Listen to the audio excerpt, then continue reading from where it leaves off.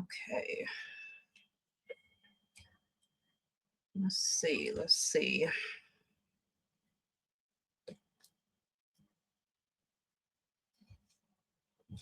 All right, y'all. I'm gonna give everybody some time to come in.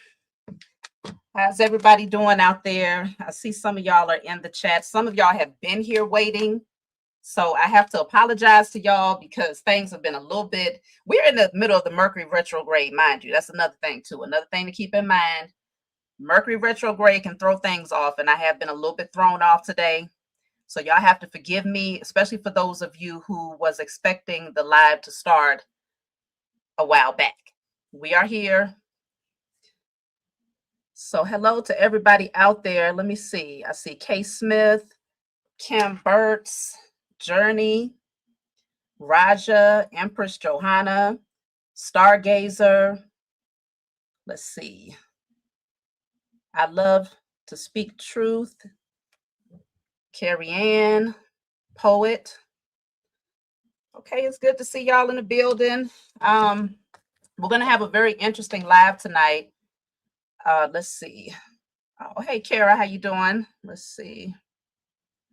All right, y'all. I'm just going to give y'all a little bit of time to come in because I realize we're starting at an awkward time. So how's everybody doing out there? How's the shift happening for y'all? I have been seeing a lot of 11-11s, 1-11s. My sleep is finally getting back on track. Let's see.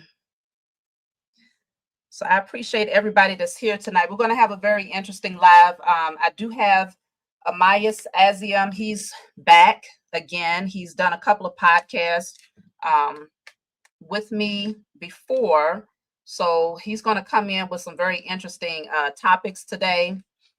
He has a very unique and interesting perspective, to get you thinking, maybe beyond, ways that you've previously thought about certain things. So it's going to be a very interesting conversation. Let's see. All right, we got a little bit over 100 people here. So leave an 11-11 in the chat if the sound is good, y'all. Leave an 11-11 in the chat if the sound quality is good on your end. You said the retrograde has been emotional for you. It's been interesting. If you needed to get pulled back into some things just to reevaluate and clear or purge, this is a perfect time to do it. Matter of fact, today is actually 7-11 today. 7-11. So it's a really good time to do a lot of your manifesting. Even before I came into my awakening, 7-11 was always like a lucky number, So it's a good time to put your intentions out there. 7 being a very spiritual number, 11 being a master number. So, okay, I see the sound quality is good. All right. So, all right, y'all, we can get ready to jump right into it. I'm going to bring Amias up on stage and we're going to have a very good discussion tonight. So let's just see. Without further ado, I'm going to add Amias to the stage. All right. Hey, Amias. Hey, what's up? What's up? Welcome back. Right. Yes, it's good to have you back. Thank you for coming back on. So I know you got a lot you want to touch on today. I just wanted you to kind of remind the people of who you are and then what you want to tap in, the conversation that we're going to be discussing, what kind of brought you to this place to want to discuss it tonight. Okay, well, I'm Amias Asiam. I'm a certified metaphysical psychologist. I have a degree in science biology. I'm also over 16 years of martial arts. Was a musician at one time in my life. But pretty much my life took a very unique and interesting path early on. And a lot of things just constantly get revealed to me. And it took me where it took me. And this is where I'm at now. I guess you call it the spiritual journey or the journey of the soul. Mm-hmm. And here I am in this moment. It's been working for me, as it should. Yes. Well, I'm glad to have you back. So what's the discussion tonight, and what kind of brought you to this conversation? And then we can jump right into the points that you want to make. Yeah, I guess for the topic, we agreed upon is encoded cosmic love, or the deeply embedded symbology and sigils, which are actual cosmic signals inside of our DNA, our genetics, our double helix, things that are actually hidden from us, but are actually constantly working and in movement nonstop, whether we know it or not. And to understand really what this LOVE word is about from a more deeper, metaphysical, occult, hidden perspective. And this came about, certain people were showing certain things to me based upon, a certain individual that came in our experience and had a wide platform talking about relationships between Black men and Black women. Without me saying his name, sure we pretty much know who the God was at the time. And it stirred up a lot of other platforms, which was brought to my attention because I don't really fish for things, but people show me things and share things with me. And they wanted me to touch upon this from more, they know how I touch upon certain things. I have a very colorful doorway, interesting doorway about touching upon popular or known topics on social media. And the gnosis kind of comes to me pretty unique. Most people that I've seen and came across really aren't on this frequency. Some are. Those who are, greatly appreciated. And those who are on this frequency will pick up. Will pick it up. What I'm saying, what's being conveyed, and most importantly, what's not being said. Mhm. And it just gets deep. It's just a deep aspect. But I'm thinking that a lot of male and female between Black men and Black women, Indigenous people particularly, people in general, but Indigenous people particularly. There's been a lot of what I've seen, a lot of bashing, a lot of spite and tit for tat between the Black woman saying, "You don't want us, then we're going to do what we're going to do," and the Black men saying, "Will you not get on our program? So we're going to do what we want to do." And there's this kind of repelling action going on when it's not really about each other. Mhm. Looking at this from a more spiritual perspective, we're not in relationships. A relationship is a revelationship. It's not a relationship. It's a revelationship. We are here to reveal not only things to each other and through each other, but things within ourselves. And that's kind of where this avenue of this show begins to take course on the internal revelations that we have to begin acknowledging, especially those on this path that pick up this frequency. Okay, so we're tapping in on the more spiritual perspective of love, because I feel like that's, as we discussed, that's what's lacking. Just as you said, that's what's lacking from a lot of the podcasts and discussions that's being had.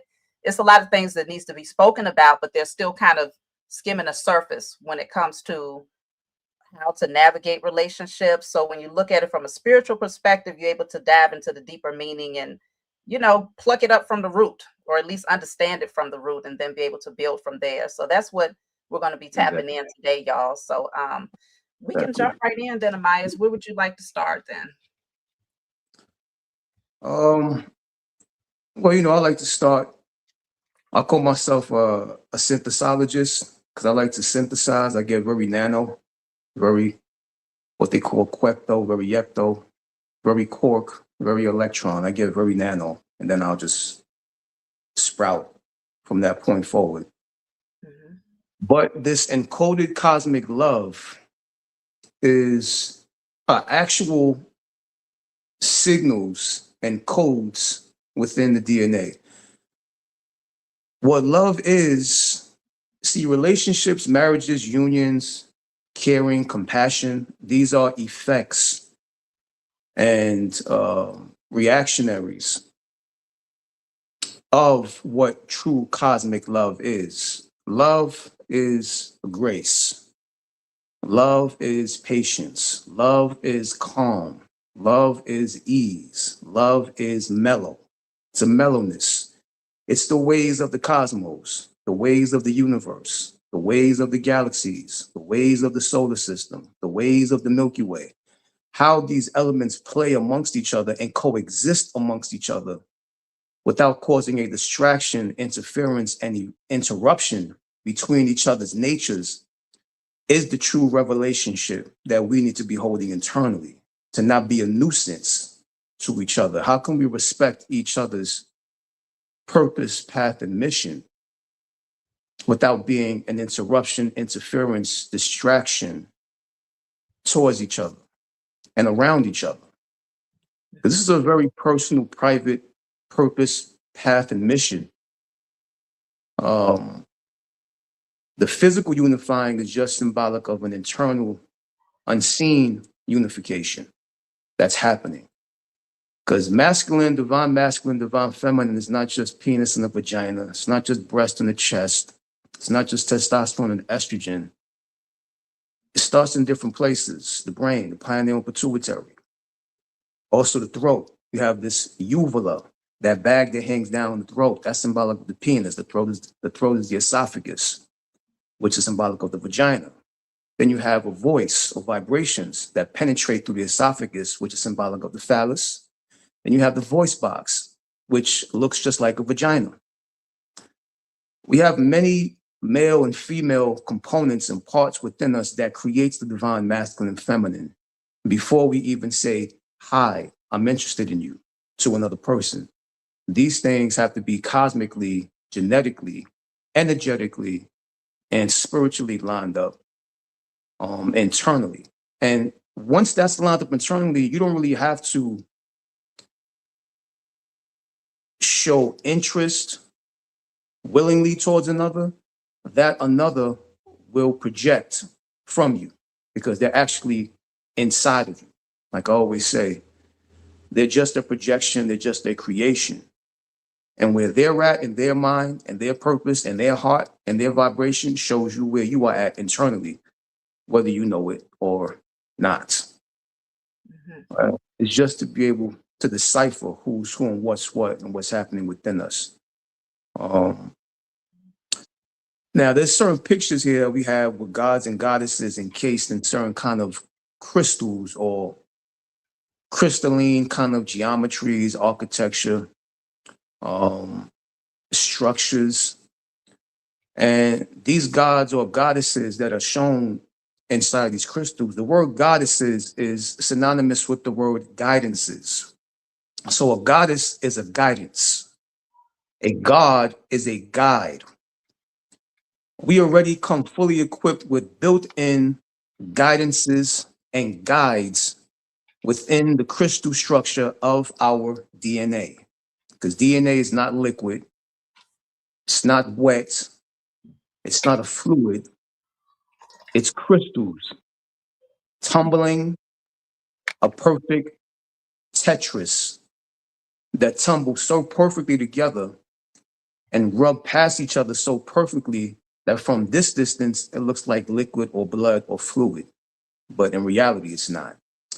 So the word goddess is the word guidance.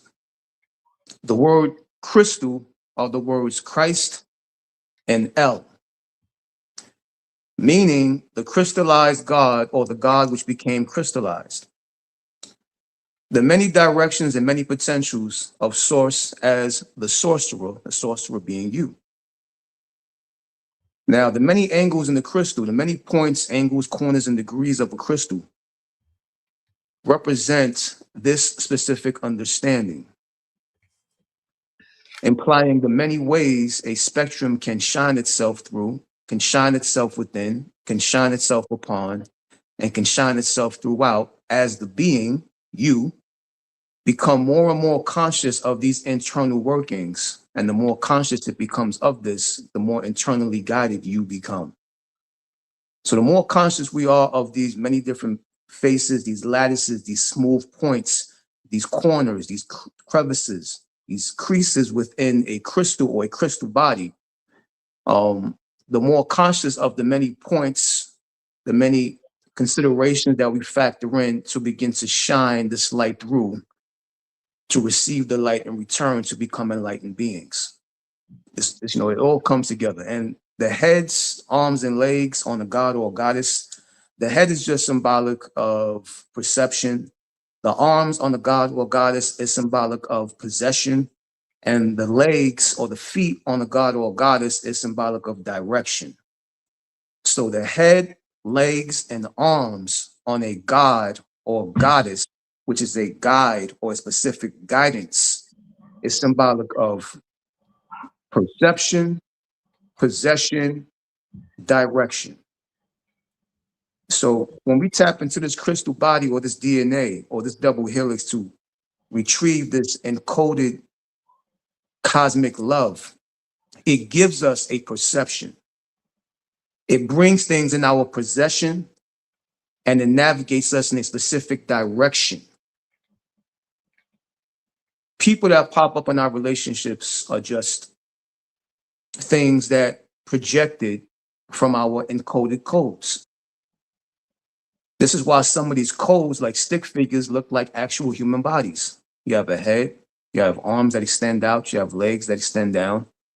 We have certain geometries on these figures within our genetic codes.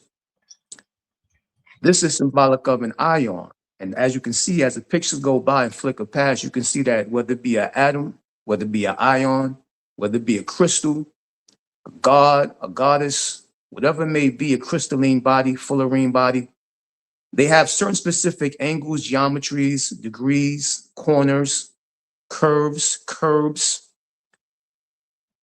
that all mean something.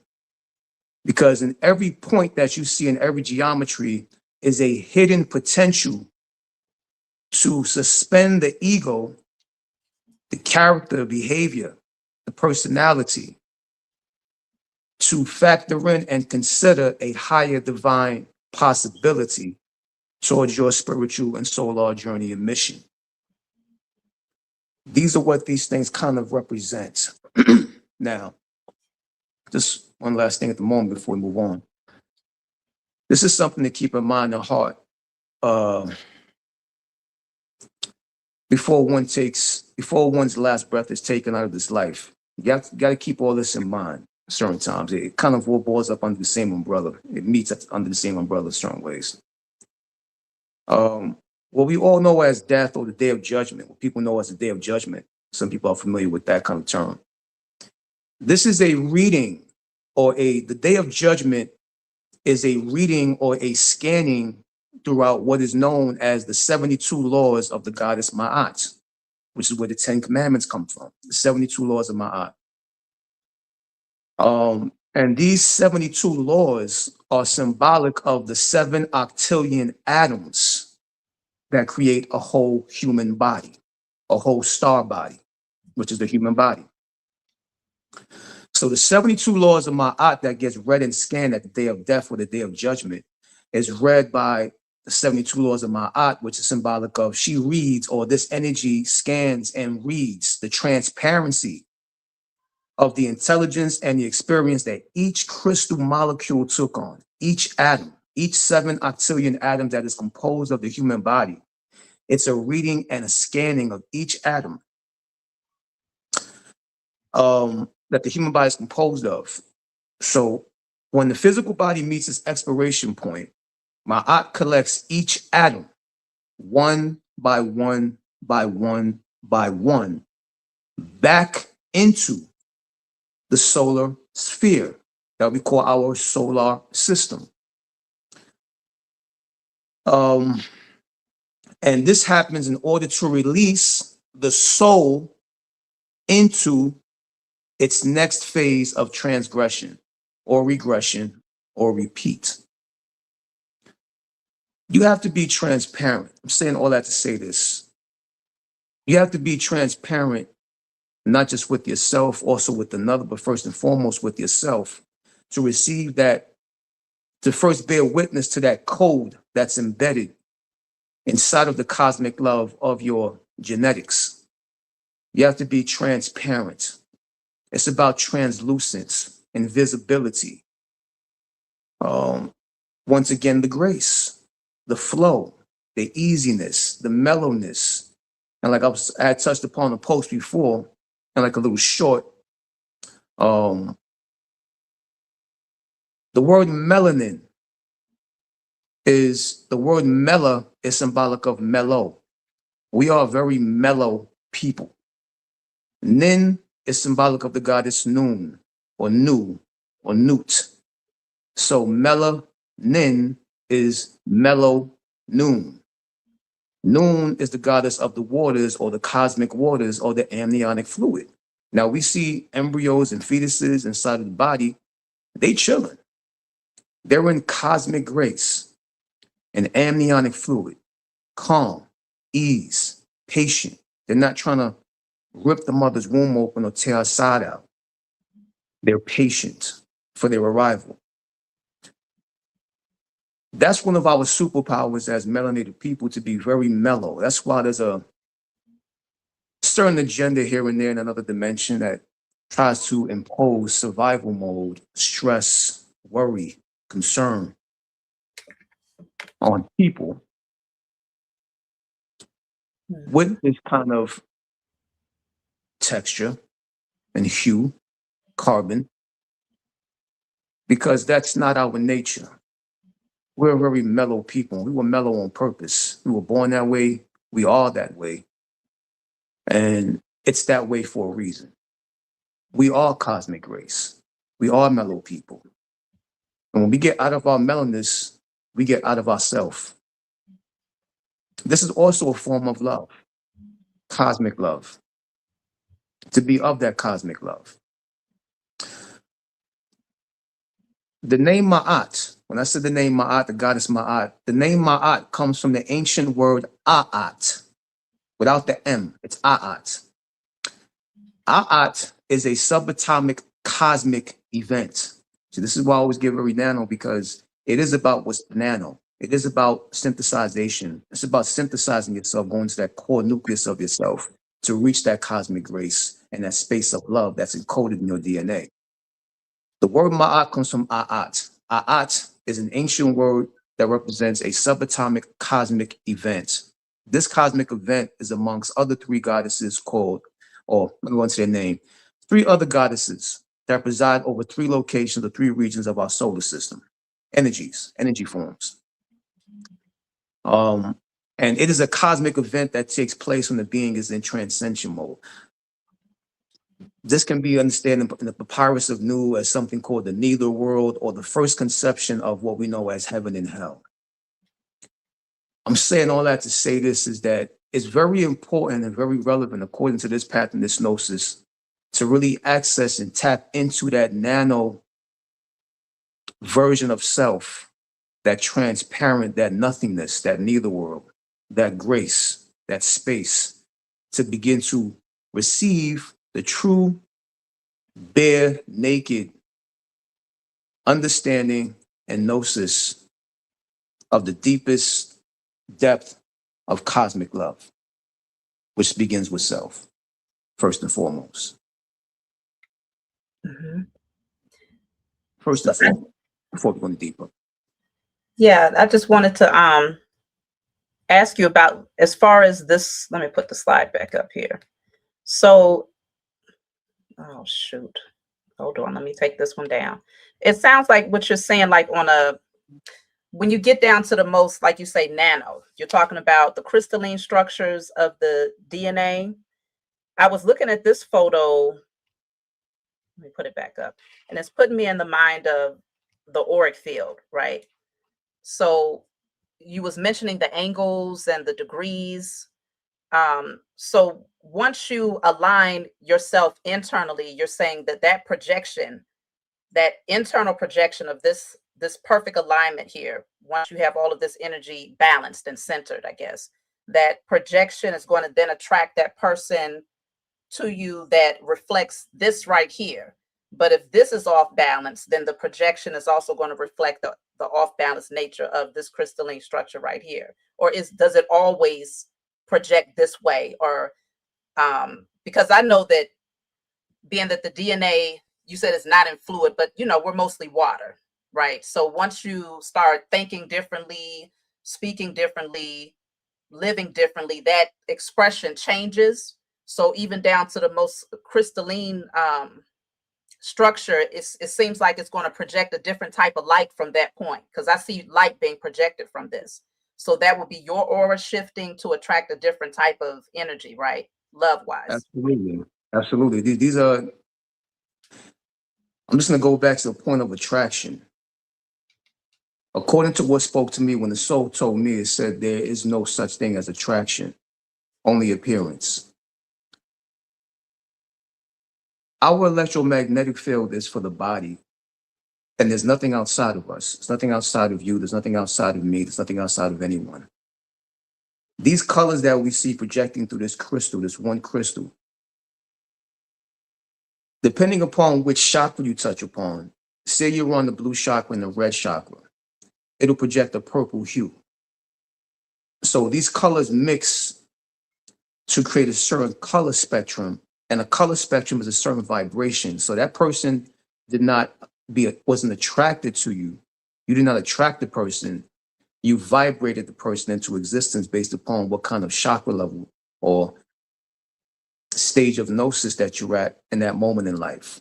And the colors that project through that crystal create a certain kind of chakra embodied individual that you now have to interface with to reach a deeper aspect of self.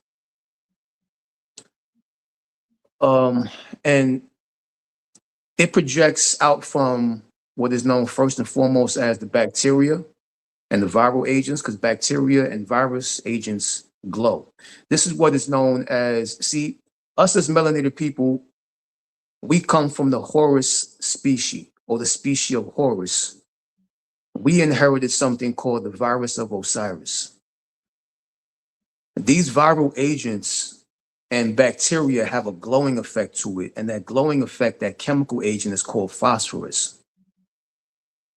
Our aura is a glow or a bioluminescent field based upon the glowing aspect of these bacteriums and these viral agents.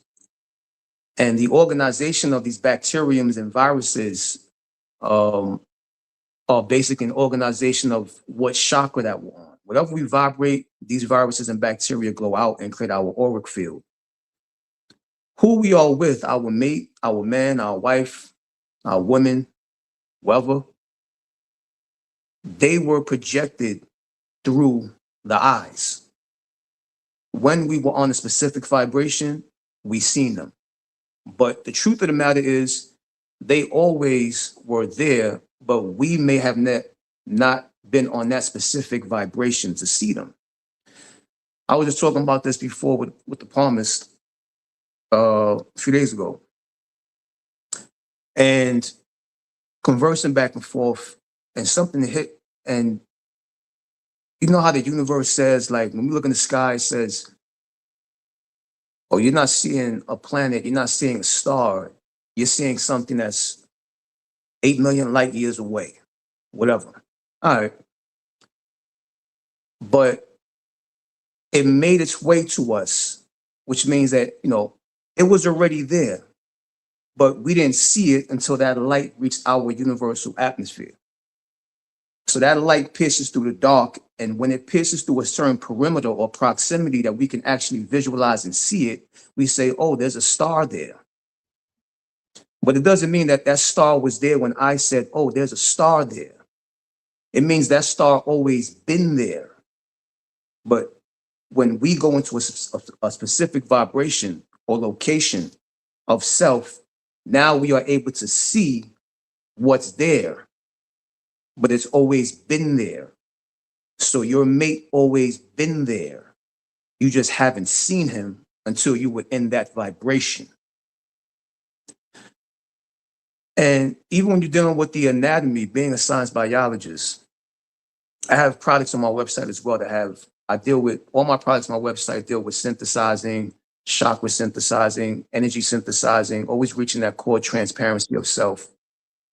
There's something in the eyeball dealing with the anatomy as a science biologist, something called the aura serrata, which is the pupil, and behind the pupil, there's something called a virtuosis. Why am I saying this? When I said you project your mate, I meant that in a literal term, not a metaphorical term, not a cute way of saying something, but a literal term. We literally project the mate through our pupil when we reach a certain pitch or octave or vibration or depth within self. What we see is a virtual reality. The virtuosus in the eyeball projects the virtual reality of the person.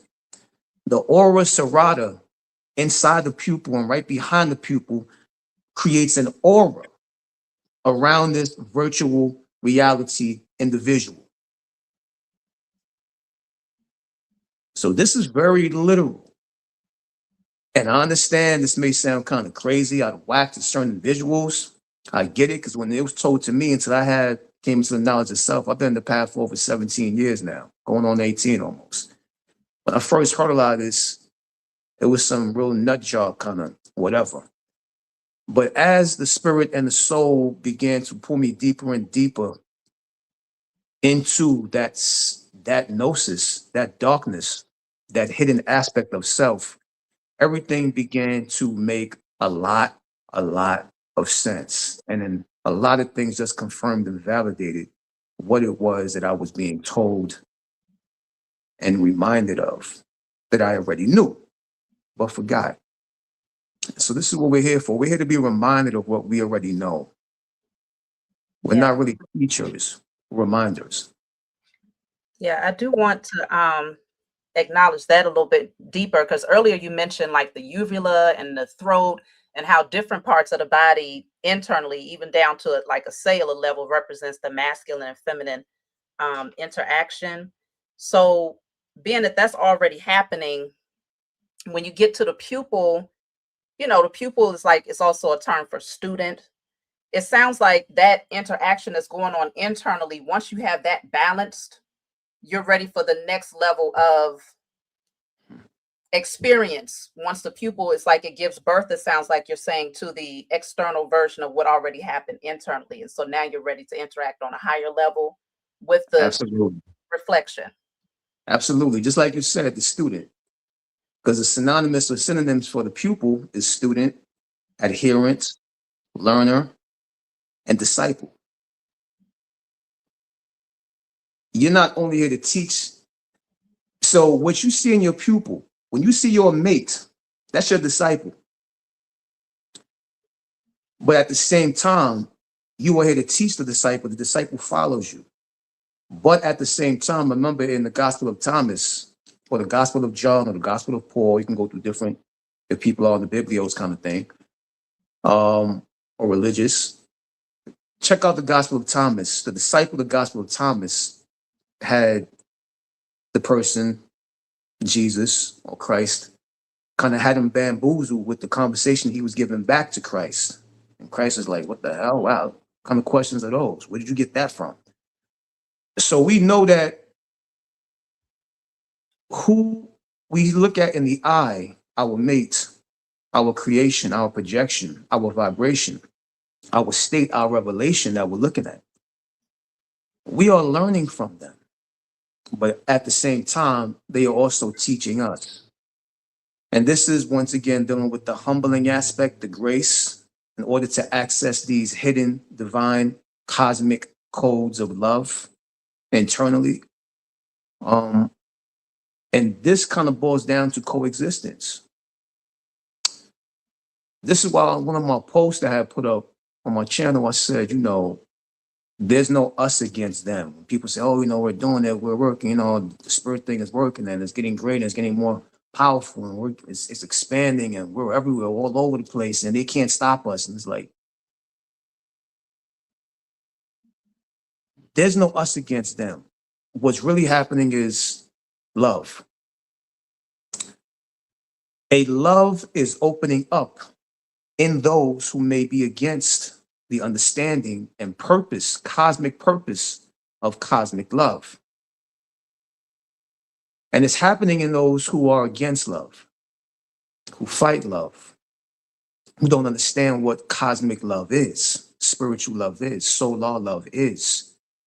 When this happens in a unloving individual, sympathy begins to take place, or consciousness. They become conscious. Like to say a mass murderer or killer, they say, why'd you do it? So I just, I don't know, just want to. So they have a lack of conscience. But when love begins to penetrate, as it always does, when it comes back around every other whatever thousand years or so forth. Every age, or every few ages, every couple ages, it comes back around and it penetrates those who are supposedly impenetrable or impenetrable, that we may call, you know, regular names, GOV and all sort of crap, whatever. Well, I don't care. I don't play in that illusion.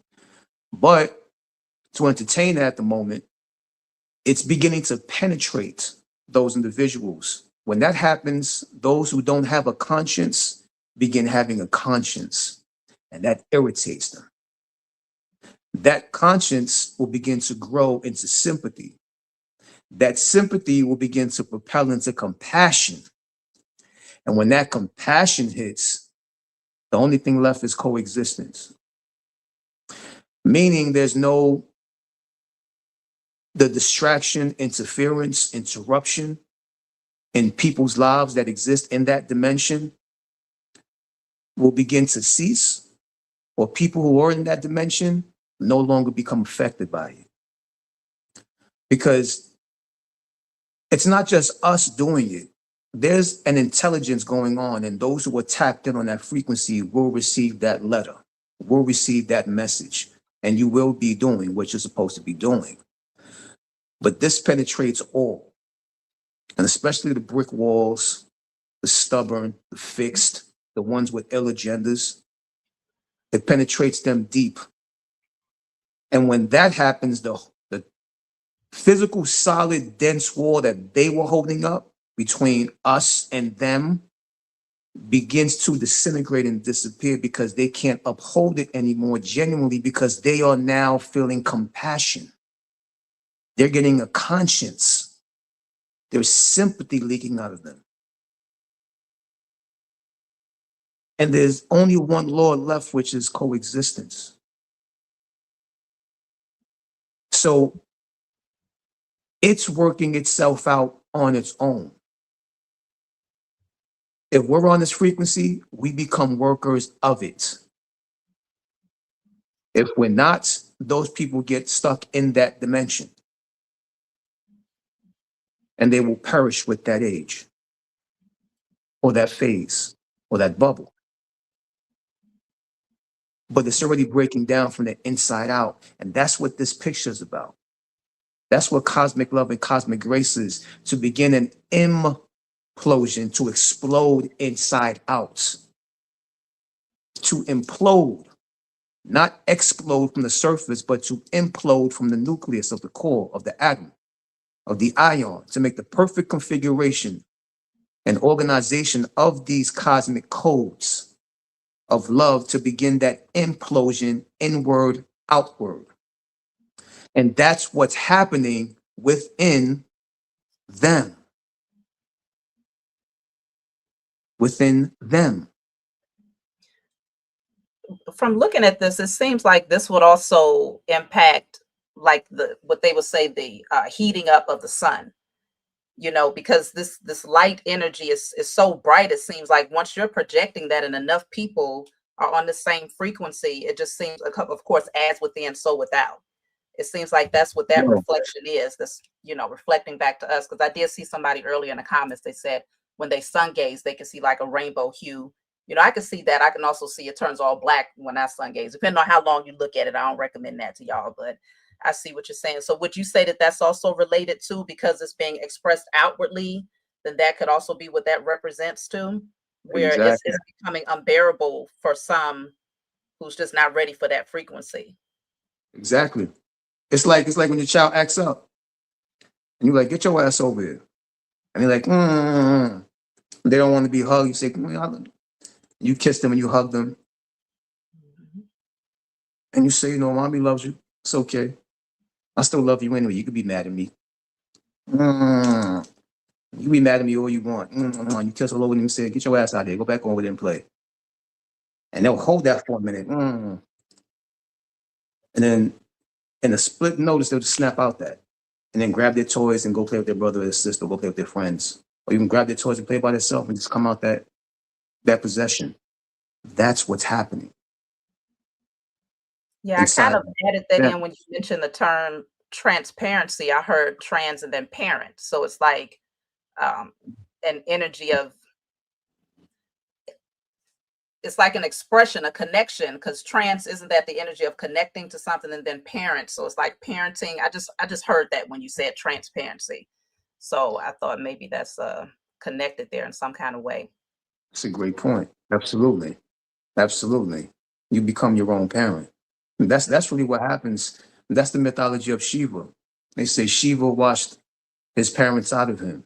No mother, no father, just me. And that's the point of enlightenment, reaching a real deep depth, innate, insidious point and contact of enlightenment within.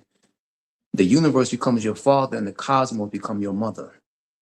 And you find mommy and daddy in everything, not just in your mother and father, but in a mother deer, father deer, a mother horse, a mother fox, a father fox.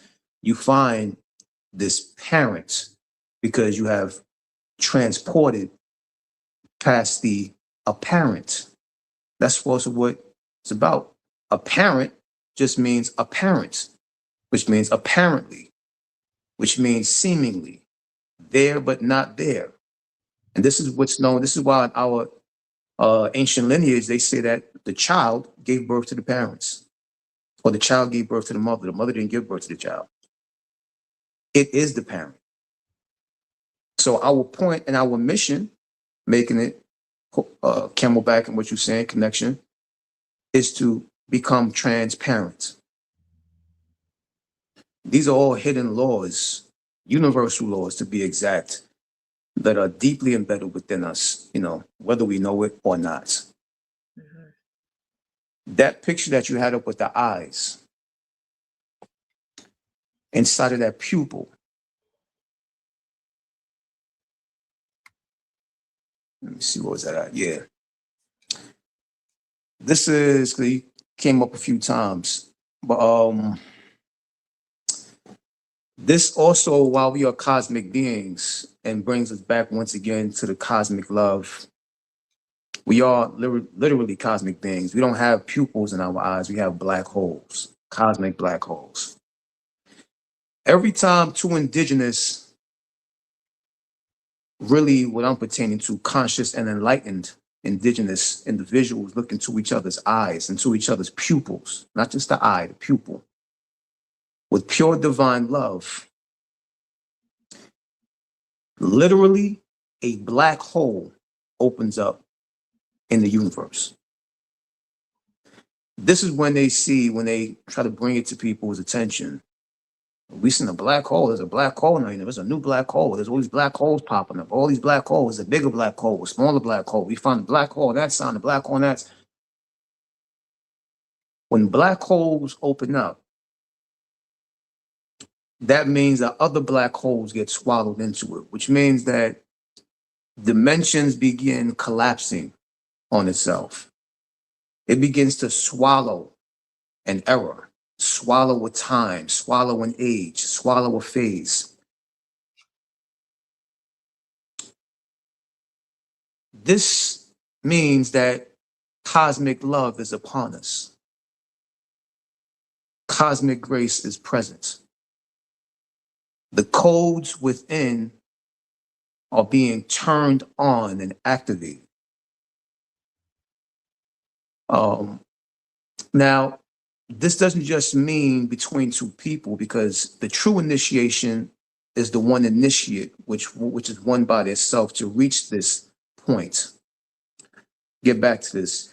This is a universal event when a black hole gets swallowed into another black hole. And when that happens, it creates a much bigger black hole. That's when they get the real big black holes they see with their little NASA scope in the sky. This is called the black hole merger. The black hole merger, because two individuals are merging and becoming one individual, the androgynous deity. which you see all these androgynous deities of ancient time. You see a god that looks half goddess. You see half goddess statues that look half god, because the black hole merger is happening. It's a known term. And this creates what is known as gravitational waves.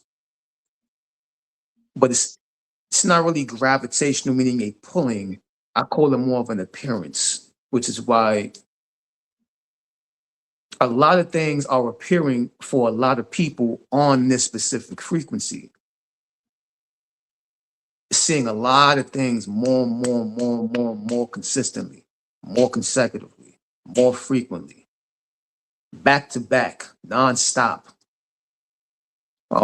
There's this merging, this marriaging that's happening within the chemistry, within the genetics, within the double helix, within the crystal bodies, within the crystals or the Christ L or the crystallized God. You are a God crystallized.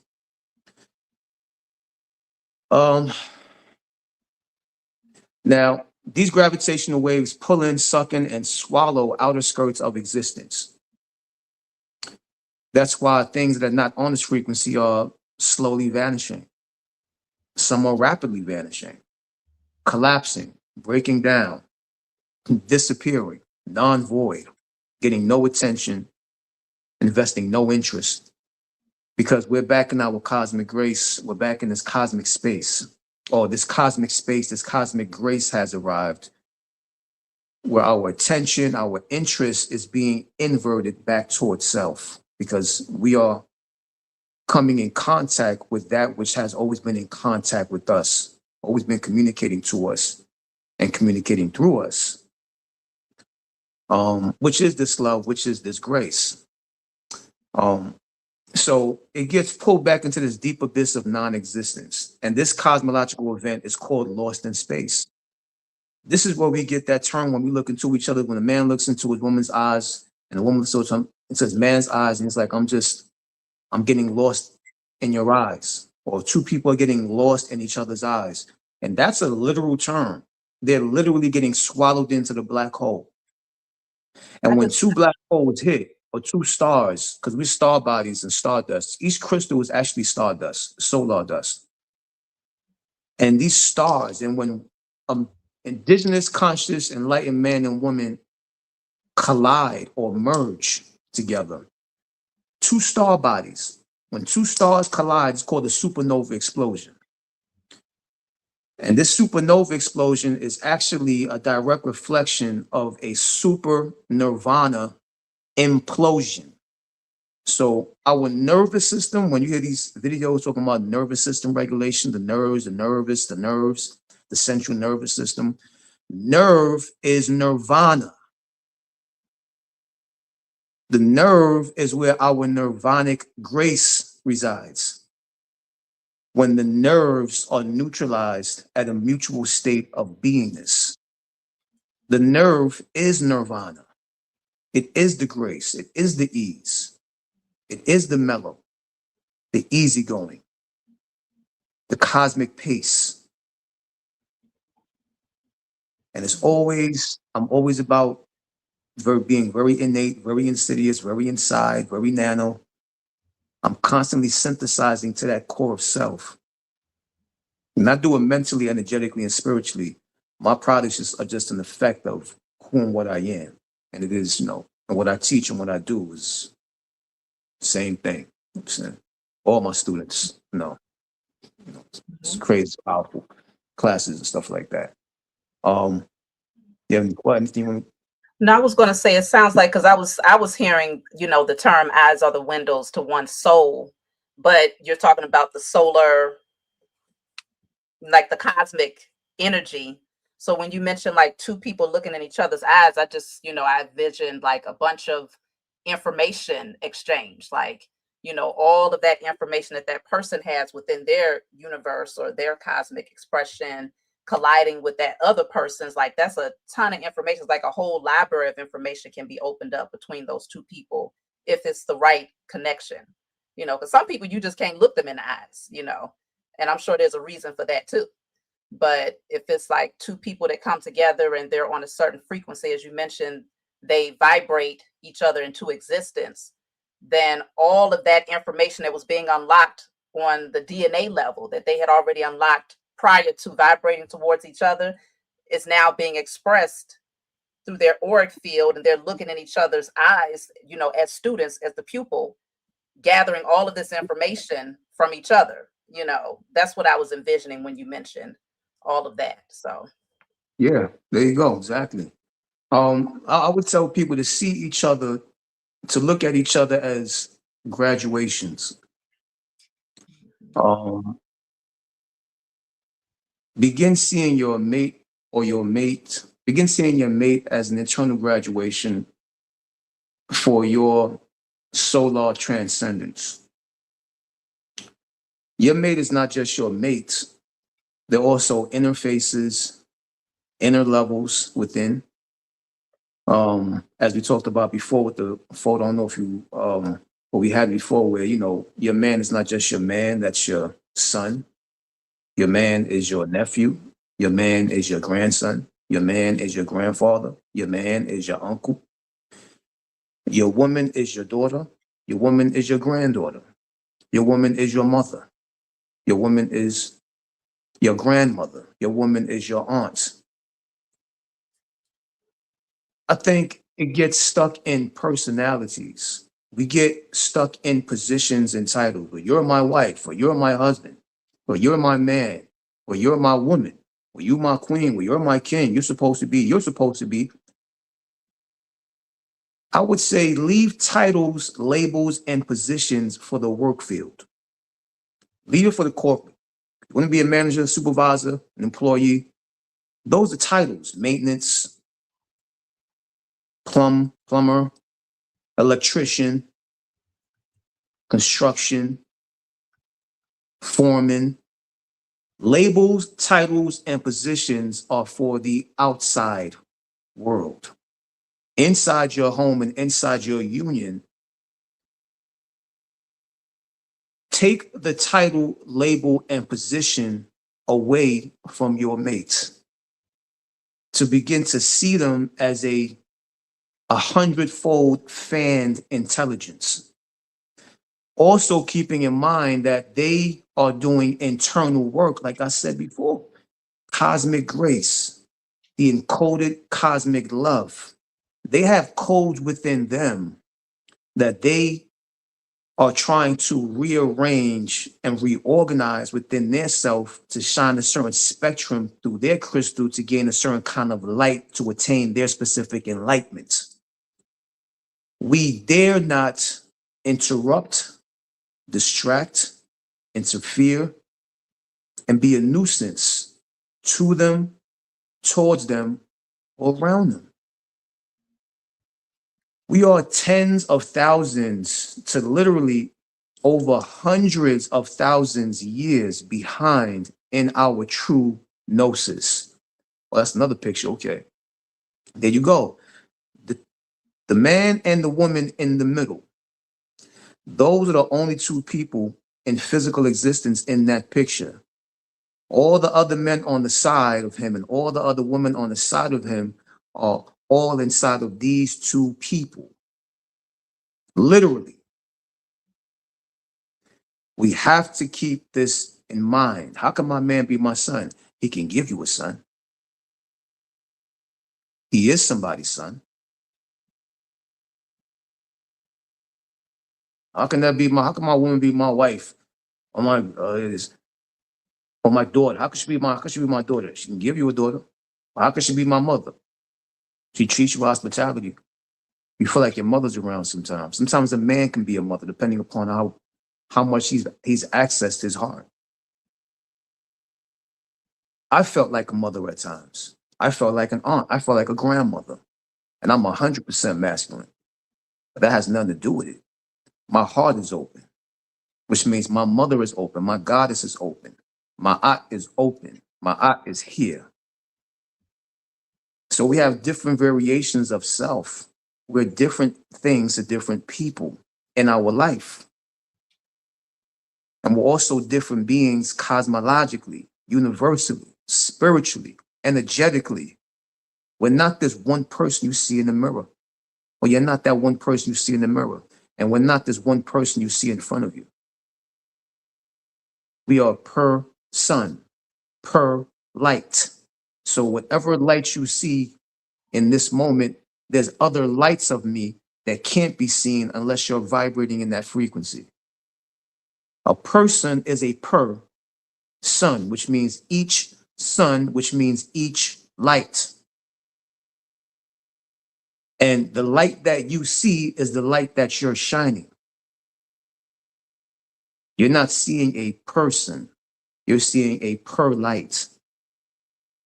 Whatever light that you are is what appears in front of you. And you're supposed to be getting something from that light in order to transcend to a higher light or a deeper light within self. That's why we come with these chakra colors, these chakra lights, these spinning sensors within our being. We come with these colors because there's a certain color configuration that shines from these codes, these crystal boxes, these fullerenes, these angles, these, you see these flat surfaces on the crystal face. These squares as well is also symbolic of the tarot cards that you read. So you're showing them faces of the crystal when you read each card.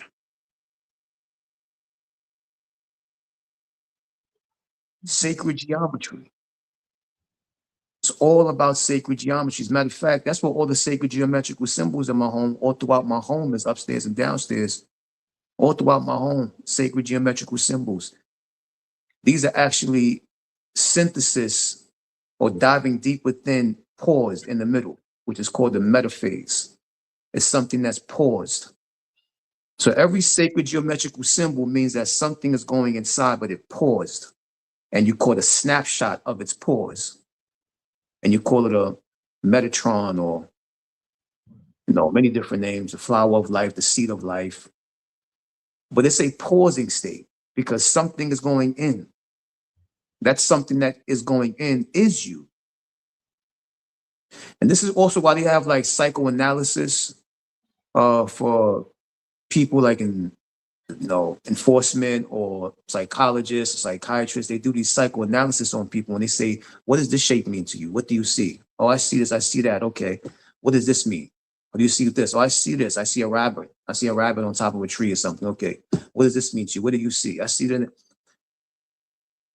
Or, you know, I feel, and they say, okay, what do you see? I see this. And they say, okay, now what do you feel? I just feel angry. I don't know why. I'm kind of mad. I wasn't that way 5 minutes ago. I don't know why. Okay, I'll put this down. What do you feel now? What do you see? I see this. What do you feel? I feel kind of happy. What they're doing is they're reading your codes. If they really know what they're doing, 9 out of 10 of them have no clue what they're doing and don't really know how to read that correctly. I'll say 8, maybe 7.5 out of 10 don't really know what they're doing. They're doing it because of a job. It's a check. But those that really live this and do this, they're reading the embedded codes inside of you that is actually running your life, whether you know it or not. And this is what this show and what this topic is about you becoming your own psychoanalysis, doing your own self-evaluation, self-examination, self-study, to research. Research means that you have already searched it before, but you're researching it again. You have to go over it again. You have to begin the internal scan, the internal reading once again, but you got to know how to read it. Because we are our subconscious mind.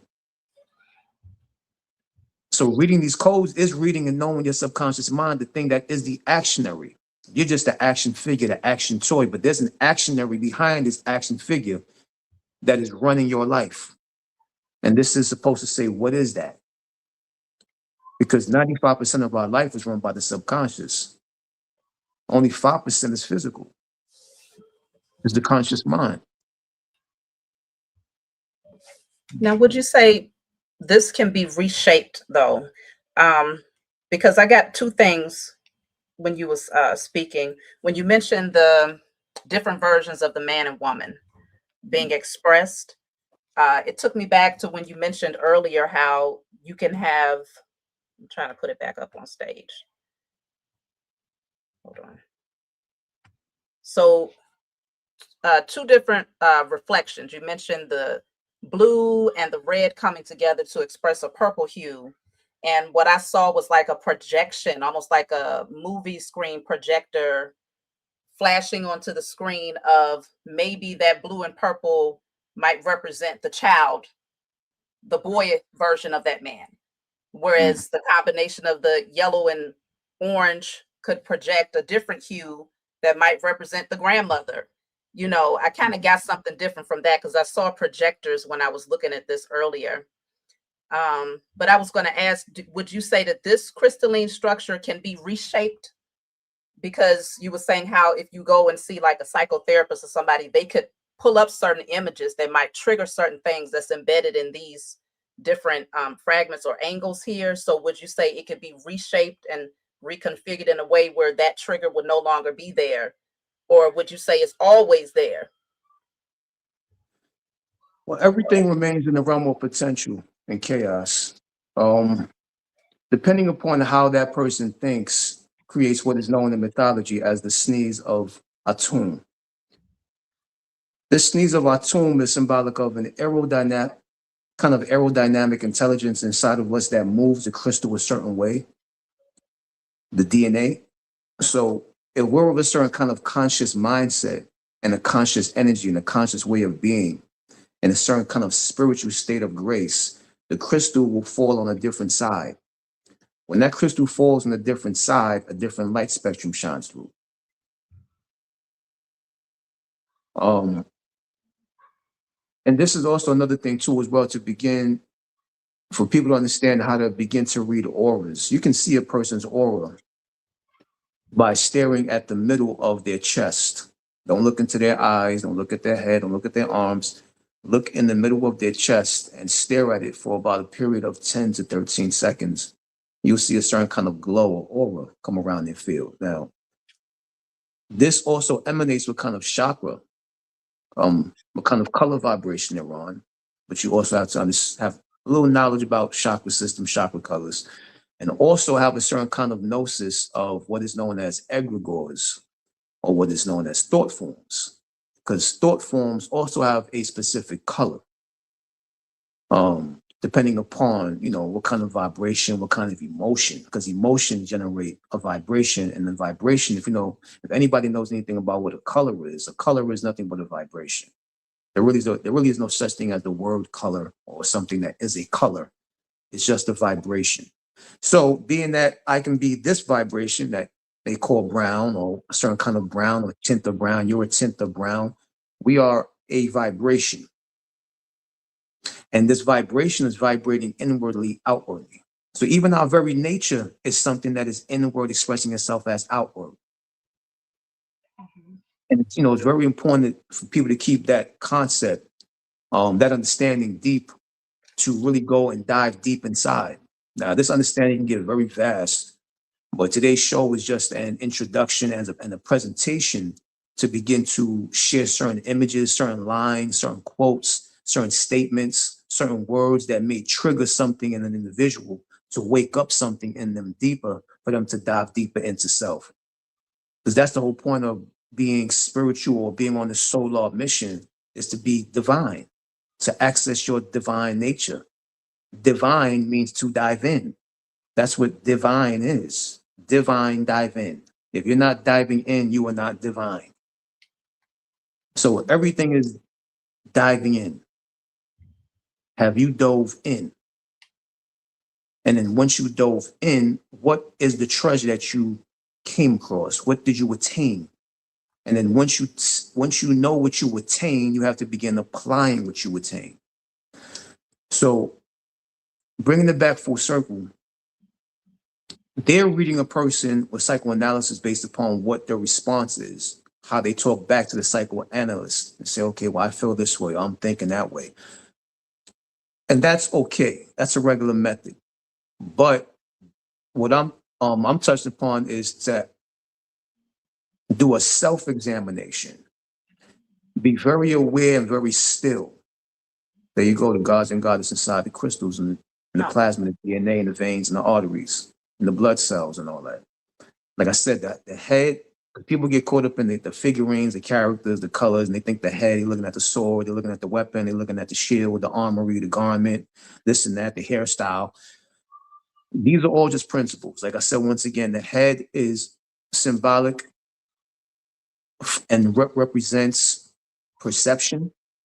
The arms that he has, Shiva, represents possession, and the legs or the feet that he may have represents direction. Perception, possession, direction, which means that this gnosis, this knowledge, this path, this understanding has to begin to fix your perception in a certain way. When it fixes your perception in a certain way, it begins to alter your reality. Once you see this perception alternation, you begin to make the universal laws and dance the elements to begin working for you. Then things become in your possession. Now, when they are in your possession, you have been given the goddess or the guidance or the god or the guide that begins to navigate your direction. This is what this is symbolic of.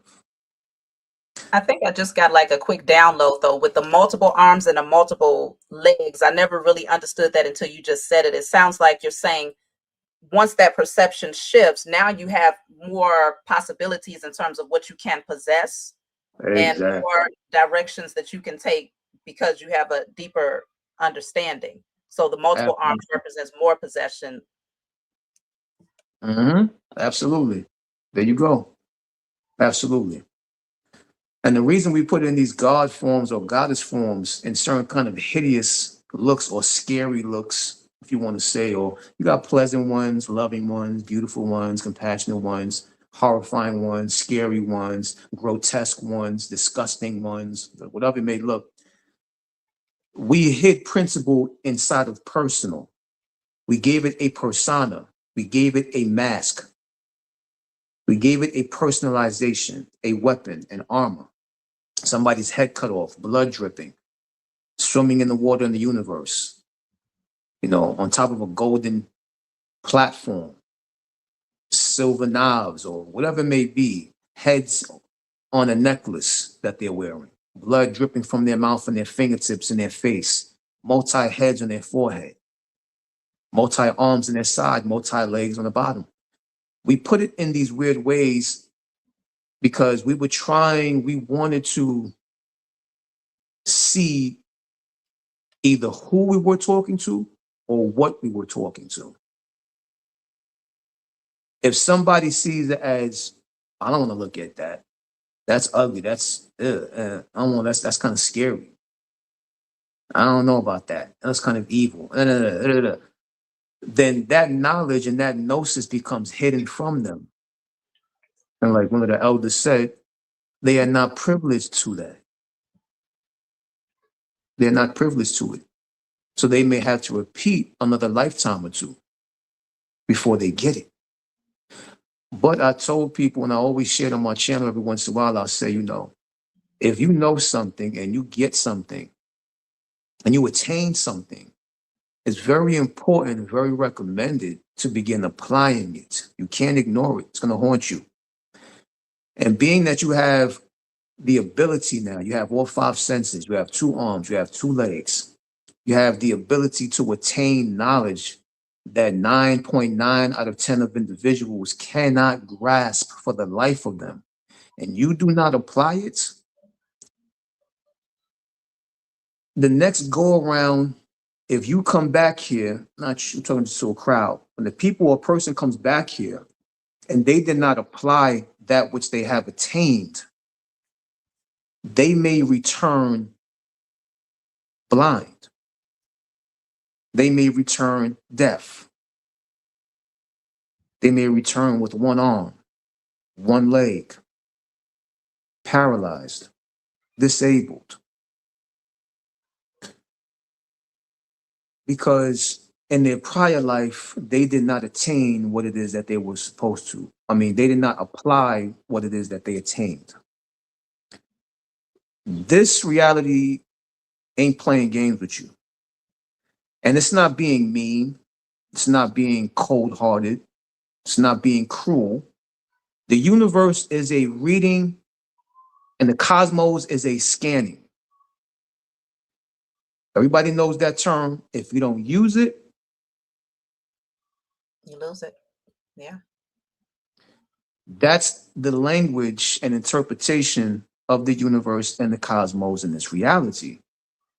If it does not get utilized, it gets what is known as atrophy.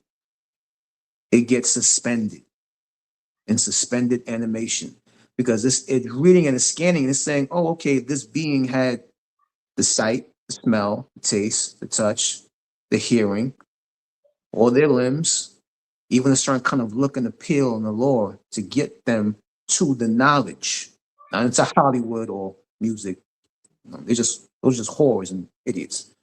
But as far as the knowledge to attain that, and you did not use it, and even though it may, and people say, well, how am I supposed to know if this is for me? How do I even know that I'm supposed to be doing this? But two things, three things. If it catches your attention, if it holds your interest, and if you have a natural affinity to this, that means it's for you. Mhm. But it doesn't mean that you're going to use it. But you may want to, because the intelligence of this universe and cosmos, once again, if you don't use it, Mhm. you lose the damn thing. You may not want to play with that universal law. It's just the law, just how things are here. Mhm. Yeah, You know? speaking of atrophy, like that was a common thing when I was working as a nurse. You have a patient that's in the bed, they've been bed bound for a number of weeks or months. Eventually, their legs go weak. It does start to atrophy. So it's like the spiritual reflection of that is what you're talking about. As within, so without. If it happens in a 3D, then there's a spiritual reflection of what that would look like. But what it brought me back to, I keep going back to this image, is this right here, hold on, where it's like you're saying on a spiritual level, let's just say you're not using your spiritual sight to see things. You're only looking through your natural eyes, but that pineal gland is not even, you know, I know you don't like the decalcified term, but it's stagnant. It's not being used. Or you're not seeing things clearly. It sounds like these crystalline structures within the body don't get fully activated, or it doesn't project to its highest potential. You see what I'm saying? The light does not reflect to its highest potential. So you're saying, like, in the next lifetime, because it was atrophied and it was never used or activated, now you might lose it to the point where now that person that can't walk is going to put more emphasis on trying to walk. You see what I'm saying? That's going to be their goal their entire life, is to finally get those legs moving. Or that person that can't see, they're going to try to find ways to gain sight. So it's like that next lifetime, now you're putting more emphasis on activating these crystalline structures, whereas you didn't take advantage of doing it full body wise before. So that goes back to the balance of the internal masculine and feminine, like having that full balance in every aspect of self. Like you said, the divine diving in every aspect, not leaving anything, no stone unturned. It sounds like. There you go. Exactly. Literally. Exactly. That's exactly the point. That's like I said, it's just once again it falls back to transparency because these are clear globules or clear transparent things within us, what we call crystal bodies or stardust. These things are dissolvable. They will dissolve. They're there, but they're not there. We're here, but we're not here. It's an appearance. It has a specific vibration to it. But in order for it to maintain and sustain its purpose in our experience, it needs a certain kind of food, which is acknowledgement and attention. Also, application. It's here to play, like the elements are here to play. Fire, air, earth, and water, these are elements. And we have to also begin to know how to rearrange and organize these four known elements, even though there's five elements. The fifth element, of course, being time, because without time, there will be no four elements. And utilize our time wisely. And there's no such thing as a general standard perception of time. You create your own time. You are the god of time. You are what is known as Chronos. The god Chronos is the father of time, or the being of time.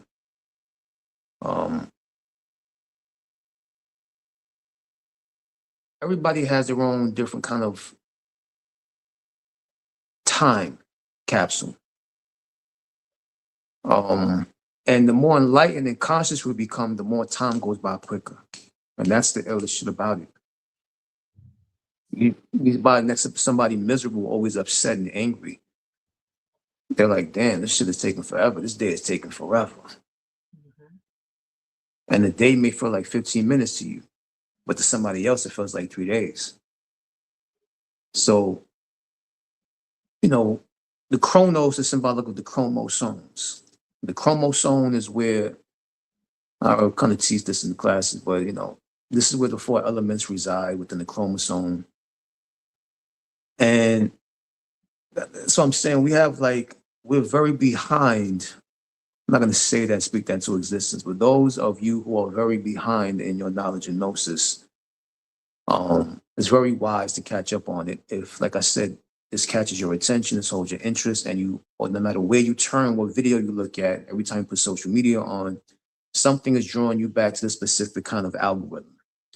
And the word gnosis is a section of a word that was connected to one word called melanosis. So the word gnosis comes from melanosis, like melanin. So just as much as people love their melanin, they have to get into their melanosis, the hidden dark. It's not just about skin color and baby oil. It's about diving into that deep state, the deep, dark state, and getting deep into that to understand what that is, why this is, what you are, and what your true purpose here is. It's just that time right now. And we are the children of this time. We are here. So, and it's going back to this. That's why I came back full circle back in the hands. Because no matter how far out you go, this is what you truly are. You can be a rock star, you can be a musician, you can be an actor, you can be whatever the hell you want to be and do whatever the hell you want to do. But you're still made up of the same makeup and you're still composed of these same ingredients. And you can't get past it. Nobody can hide or run from it. And it's always going to call you back to it and draw you back to it. You can try to ignore it, but you're only going to haunt yourself and you're going to do yourself a due diligence, which is not going to be beneficial to you in this life. And if those of people who believe in the next life, it's not going to be a jackpot. According to this understanding, it's just not going to be. That's not how universal law is. It's not the ways of the law. And so this whole point is, to access the cosmic grace, the love, the cosmic love encoded inside these codes. And it's not really looking at codes and the equation and dealing with the math, and it's really more of a state of being. And being in your space and not interrupting or distracting someone else's space because they're trying to access their cosmic love and their cosmic grace as well. This is a understanding of coexistence, to coexist with your mate, coexist with him, coexist with her without being a nuisance, because we already have a nuisance. It's called an ego. It's called the personality, which is a certain kind of personalization. We have been personalized from birth in our subconscious, and we create more personalizations as we get older, as the body gets older. So we're personalizations on top of personalizations on top of personalizations. These personalizations is what the ego plays in. It plays in identity and it plays in personality. Ego is here, but ego plays in the playground of personality, and ego plays in the playground of personality, of identity. Identity and personality are its playgrounds. We have to know when these things are and when these things are not. So it's very wise to be very aware that we have something that is supposed to dislike the other person. Your brain, your personality, your identity is supposed to not like them or to find something irritable about them, intolerable about them. And that's just the nature of the personality, the ego, and the identity. Being aware of that is to begin creating space, distance, and suspension from that, because that is a given with this body. It's a given. The more we understand that, the more we know when to put that in play and when to put that to the side. And even if somebody is a certain kind of nuisance around you, remember this as well. Keep this in mind. Also, as well, to begin expanding the mind and perception of individuals. And you say, this person just vomits on me. You know, they just throw their filth on me. I'm not their garbage bag. I'm not their garbage can. You know, I'm not to be littered on. Well, understand this. It's filth and it's fertilizer, cow manure, dog manure, feces that create beautiful fruits and beautiful plants, beautiful flowers, beautiful vegetables. So learn how to turn their filth into fertilizer for your soil, which is for your soul. Soil and soul is synonymous with each other. Turn their filth into a fertilizer. Learn from it. We have to be begin incorporating the principle of indifference. Because once we incorporate the principle of indifference, that graduates naturally on its own to coexistence. Because we're just indifferent from each other. I get it. And that's what it's supposed to be. I think people fear different. They fear change. They fear transformation. It's wise for two people who understand that are together in their relationship or marriage or union, whatever they want to call it, to be aware of the principle of transformation, and for both to be in some kind of because they both are in some kind of transformative state, but just to have a knowledge and an understanding of it and a respect for that principle. Because a relationship like that or a union like that is eternal. It's infinite. They will never part because they understand the principle of transformation and change. These cosmos and universes are in a constant flux. Things are constantly changing. And that's what it's supposed to be here. But people get stuck with the idea of someone, with the personality they once knew, or the identity they once shared things with. But they forgot the principle of transformation. Remember, we're principles. We are personalities and persons composed of principles. So just like you guys met each other in person, if that's not really working out, reunite again and meet each other in principle. If both individuals are in tune and aligned with that kind of understanding. Because usually in a relationship, it's usually one person who's spiritual and transforming and wants the other person to understand, but the other one just don't get it. And 9 out of 10 part because the understanding is not there. It's just not there. You know, there's not one way of approaching a relationship. It's not one way of unionizing with somebody. We had a certain individual on the platform on YouTube at one time saying, you should be this way. Why are you not married? And he was giving a people's approach to relationships, and it's fine. You know, people who are on that and get that, vibrate with that. Cool. But that's just one approach.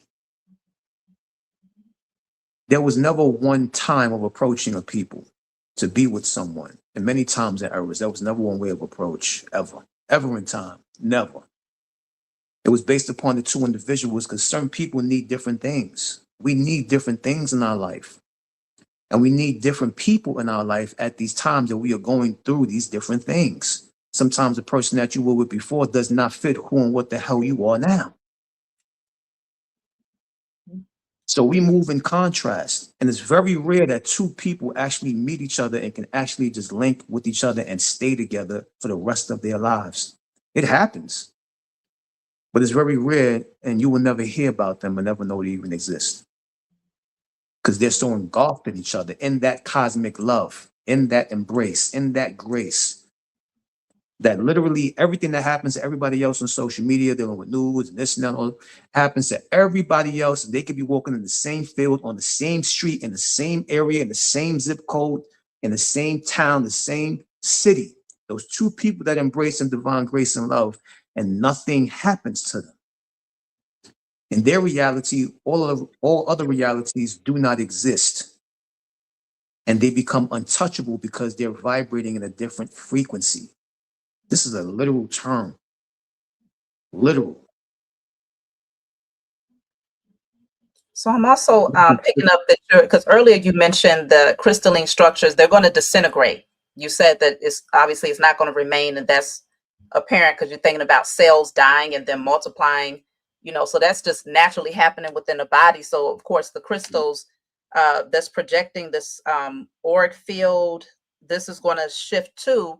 But I was thinking what does get left behind is the vibration. That doesn't disintegrate. It can impact like the new cells that's coming in, the new restructuring that's happening to that person as far as their personality and how they express themselves, and the different like you mentioned earlier with the different versions of that person, they're going to constantly change because that crystalline structure is constantly disintegrating and redeveloping and projecting a different frequency, but the vibration that remains, so it can still have a positive impact on the new version that's turning over of that person. Do you understand what I'm saying? Like the vibration does not leave. The vibration stays, but that person is changing physically. Life is demanding different things from them. Personality could be changing. So it sounds like you're saying to just align with the various versions of that person, recognizing that structure is not going to always remain the same. Because when I saw this photo, I thought about mirrors too.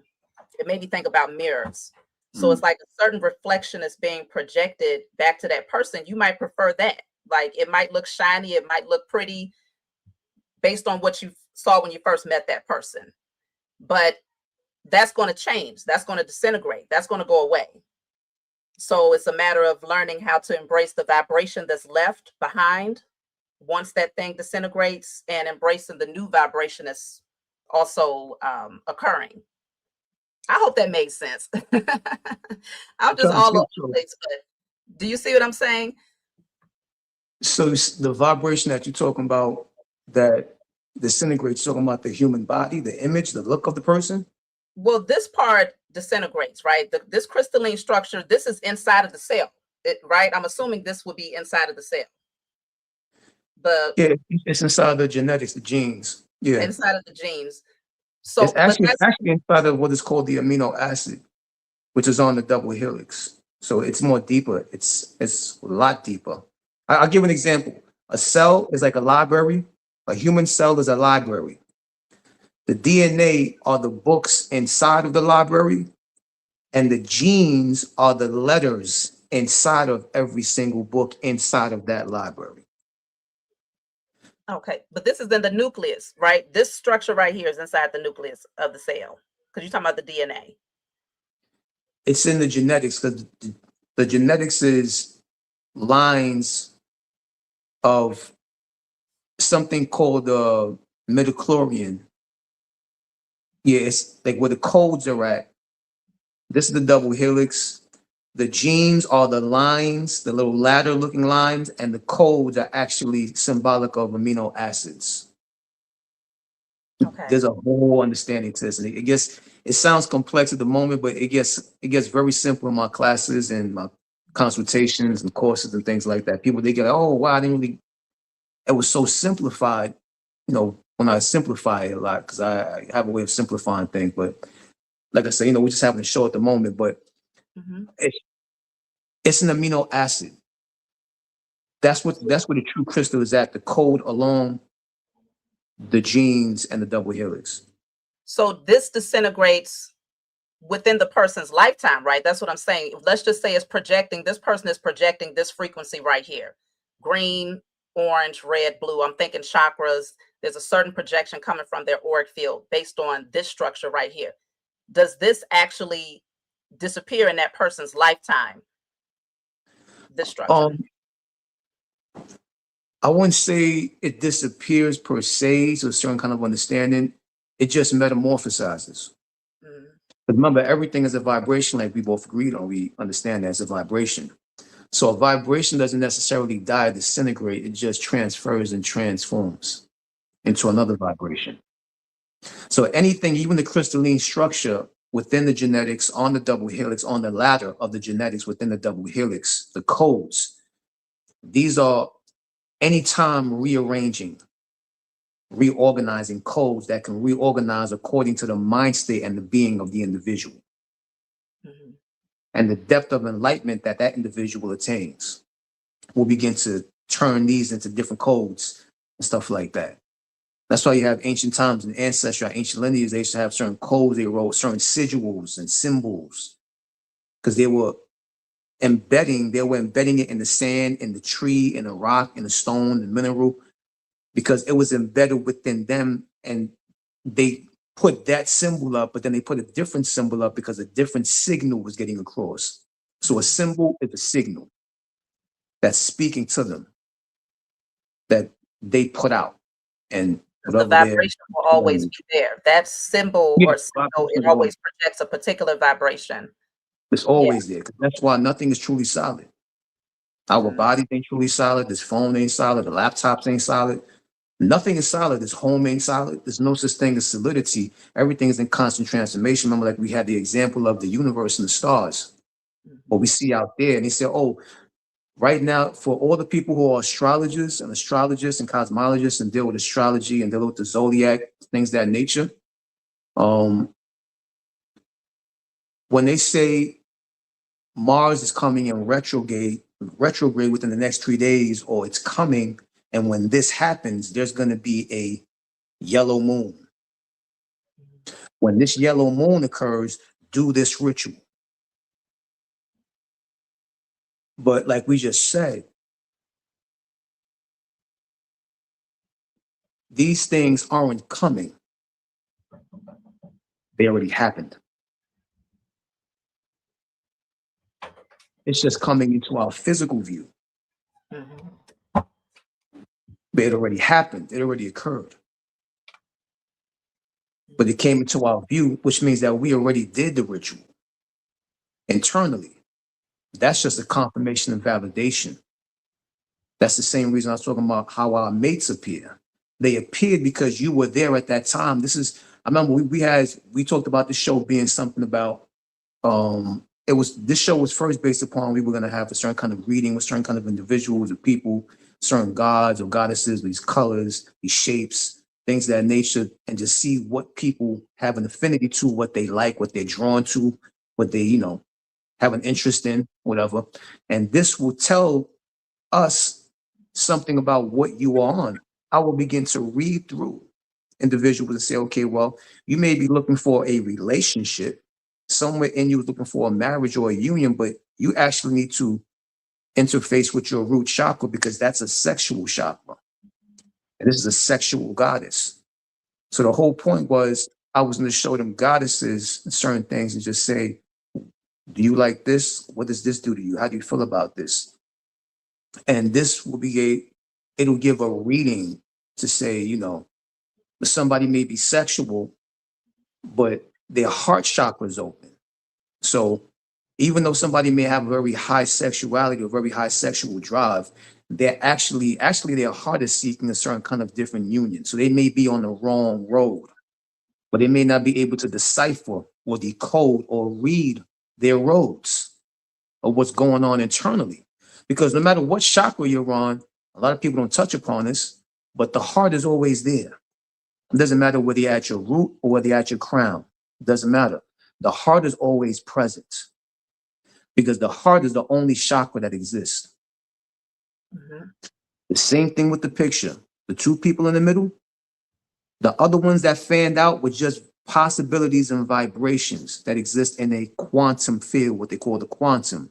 And the word quantum are actually three ancient pronunciations, three ancient gods. I touched upon in one of my older videos. Qua is Ka, Un is Anu, and Tum is Atum. Quantum is Ka, Anu, Atum. Ka is the spirit.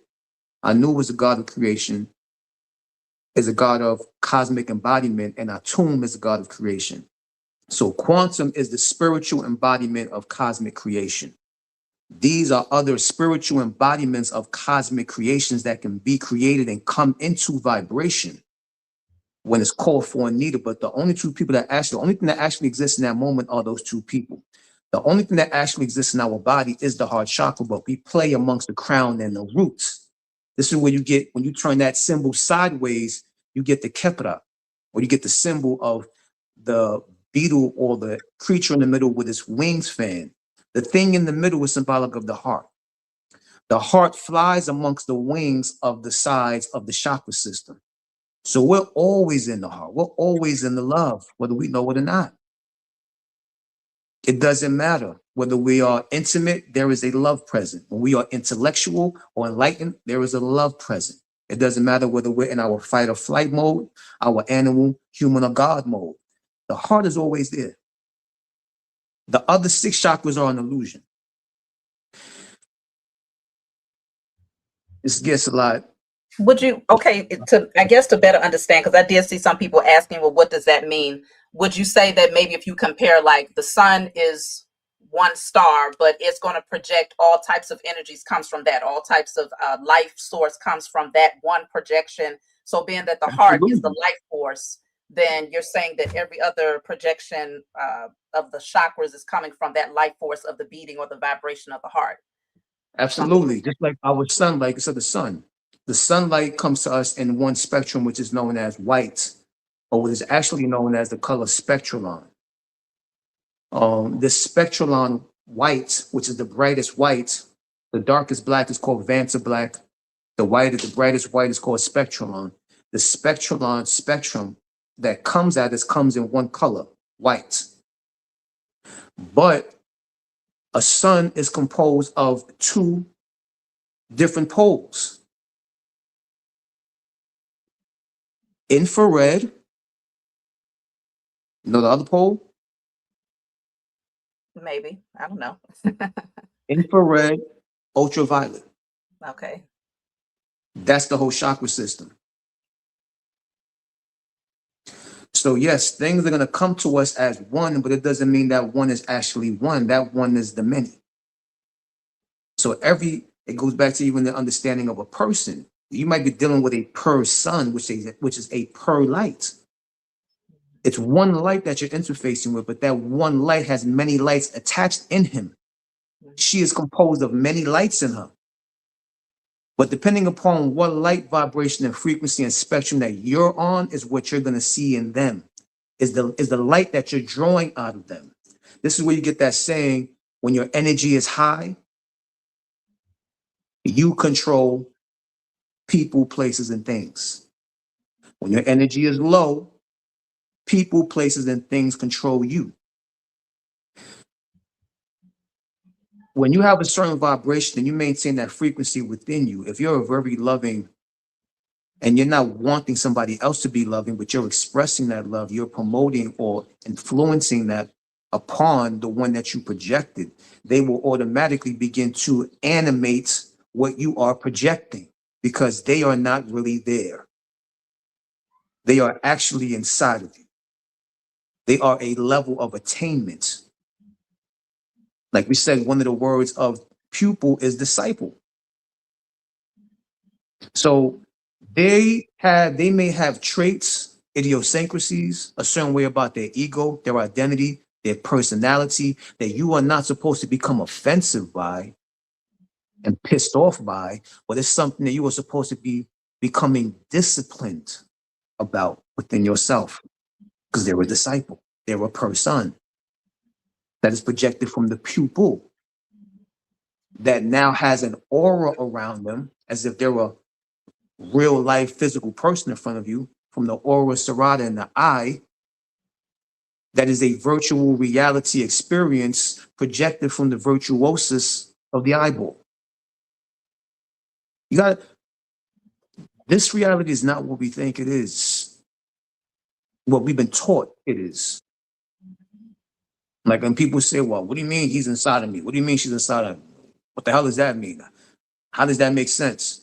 And I always bring up just one of many examples. I just say, well, does she piss you off sometimes or something? You let her piss you off sometimes? And he's like, well, yeah. And I say, well, where do you feel that anger at? Outside your body or inside your body? Whether we are showing love or anything distasteful towards the one that we say we love and care about, we always cause an alchemical reaction inside of their body. Why does that happen?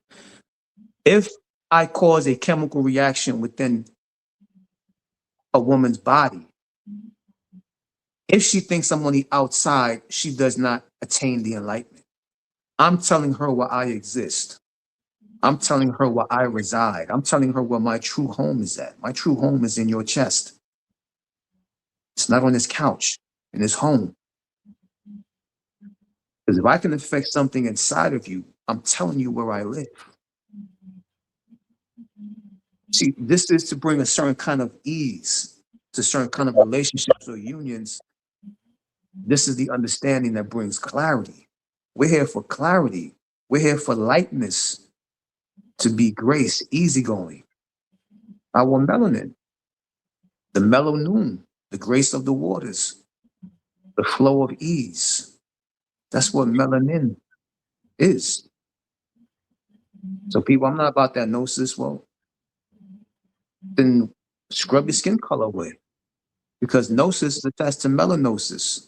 It is your skin that you have to begin examining, the vibration, not the brown, not the black, not the purple, green, bluish color of your skin. The hidden aspect, the darkness. Dive in. These little understandings, we have to begin to incorporate in our relationships. And we were never really a personal people. We're not a personal people. We've always been a peripheral people, meaning in a moment of when we have potential friction and conflict amongst each other, we never said, well, F you or F you too. Nah, I'm not dealing with you. I don't care about you either. That's not how we work. When a woman had a situation or an issue, or a man had a problem or an issue amongst his mate, this is what we thought about at first. This is how we thought at one time. We didn't zoom in on the person. We said this. We're peripheral. We're thinking peripheral. We're thinking peripheral. We said this. What constellation or stargate am I presently in? What's her sign? What moon cycle are we in? What season is it? What's the weather today? Do I have on a certain kind of color or colors that's influencing this anger or this conflict or this friction? What symbols and shapes are around our home? What music or sounds are playing? What was the first thing out of her mouth that spoke to me this morning? Is anyone sick or dying in her family? What is her diet like? And the same thing goes for him. What sign is he? Anyone dying or ill or sick in his family? What season are we in? Is it affecting him? Am I wearing a color that's conveying hate or anger? We always look outside. We zoomed out. We didn't zoom in. When we zoom in on a person, well, you did this to me, we did this to me. I don't like you. I don't like you either. F you, F you. That's personal. That's zooming in. We're a zoom out people. Always looking at the weather, the season, her sign, his diet, her diet, what colors we have on, what music is playing. Before we zoom in on the person. Because because these things could be affecting them in a certain way. And if we think that is just them, then we gain nothing from it. We're supposed to be learning something Mhm. because it's you. Your mate is you. Learn from it, and vice versa. So it sounds like, because I mean, I kept seeing the projector. I keep going back to the film and the movie and the projector on the screen. Uh, Just, just as we would like watch a movie and not take it personal, right? We're just watching it play out, but we're taking in information. We're learning something maybe from the movie, but we're not taking it personally. It almost sounds like that projection or that person that you vibrate towards you, if you look at them more as a projection, something that's playing out rather than taking it personally. It sounds yeah, like that's what you're saying. exactly. And since they reside deep inside of you, we are composed of nothing but principles. Principles are interaction, communication, connection. Principles are things that don't have bodies. Principles are opposite from personality. It's not something that's physical, it's something that upholds the physical. It's like the structures and beams inside of a home, but not the home itself. It's what upholds the home that can't be seen. The thinsulator in the walls, the beams, the wooden beams, steel beams, the nails, screws, the rods within the walls and beams of the home, which we can't see it. Those are principles. They're not the body itself, but they uphold for the two bodies to interact. That is what we're composed of. And like I mentioned before, our skin color is a vibration which is vibrating from the core of our nucleus. So how can our mate not be the same product? They're vibrating from the core of our nucleus and they appear and vibrate in our presence when we are in that frequency to become acquainted with them. And we can communicate with our mate, right? We can interact with our mate. We can interface with our mate. We can connect with our mate. Those are principles. If those principles were there, there will be nothing personal happening. That's why I said, okay, if you guys are meeting in person, or you met in person, it's not really working out at the moment. Okay, no problem. Reunite again in principle. Put the personal to the side and see where you connect that on principle. Because that's where you both truly reside at internally within each other, which is formless, which means you can keep changing forms and transforming and metamorphosizing around each other, within each other. Longevity, eternity, infinity. That's what that represents. And if they can reach a certain core inside of you and piss you the hell off or get you or promote and assist in your bliss and your ecstasy, that's extremely internal. And you feel it in the deep of your core. That means they're in the depth of the core of your being. They're not on the outside in front of you, laying next to you, walking around you. They're inside of you. So if we looked at our mate as an organ in our body, if you knew that your mate was your heart with legs, hands, and a head, how would you treat your mate? If you knew your mate was your liver with arms, legs, and a head, how would you treat your mate? If you knew your mate was your pineal gland or your pituitary gland or your hypothalamus gland or your brain or your whatever the hell, organs, because they are an organ. What do you mean by that? Don't they organize how you think? Don't they organize your feelings in a certain way? Don't they begin to organize your life and your lifestyle in a certain way? They influence and organize because they are an organ with eyes. Mhm. Organize. So the whole point of this show is not necessarily to give answers or remedies to that degree at this moment. If I do, and we just happen to do so for those who listen and paying attention and giving their interest in it, that's what's up. But the whole point of this show from my perception, I speak personally, is to give images, visions, truths, and to begin to see things for the truth of what it is, not for the make believe of what it is, but for the truth of what it is. And then look back at your mate and see what you feel now and what you think now. Because that's the true thing. We're not supposed to be seeking answers. We're supposed to be seeking truth, being genuine, authentic, honest with self, first and foremost, and lastly, because that's where it begins, that's where it ends. And where it ends is where it continues. That's where the true codes of cosmic love resides. It resides within self as self. Whatever level you're on is what you project. So if you want a mate to be loving or be any kind of qualities or traits that you want him or her to be, whoever's listening, you have to be that. And then you will see that. You will not see that until you be that. You want somebody to not be a cheater, you don't cheat, or I don't get too much into that word, but you want somebody to see you for the transparency of what you are, then you have to begin seeing yourself as the transparency that you are, because that's what you're going to project around you. And if a woman is truly feminine in her nature, she's going to project the opposite reflection, which is a masculine man.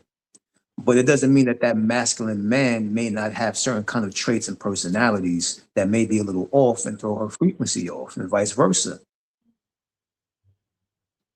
But these are, remember, we're all signs. The 12 disciples of the 12 zodiac signs around the Christ is the crystalline is the crystalline light, which is the sun.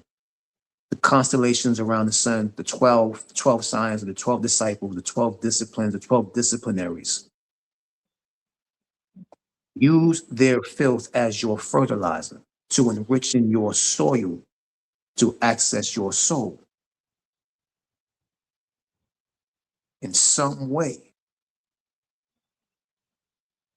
It's something to discipline, not with them, but within yourself. So that goes back to the term when you mentioned the principle. Somebody made a really interesting comment. They mentioned a biblical text about not wrestling with flesh and blood, but with the principalities. So it made me think about what you was talking about. If you're getting into it with your mate, you mentioned you might not like the way that they talk or how they do particular things, but you're focused on the flesh, whereas they could be reflecting back to you that there's something concerning your internal principles that needs to be rearranged. Exactly. Because they're in the depths of us. So, and remember, you can only be, I always say this, I reiterate this a lot in my lives, my shorts, my posts, my videos, my classes, my courses, consultations, so on and so forth. You can only be your best when you are at your worst.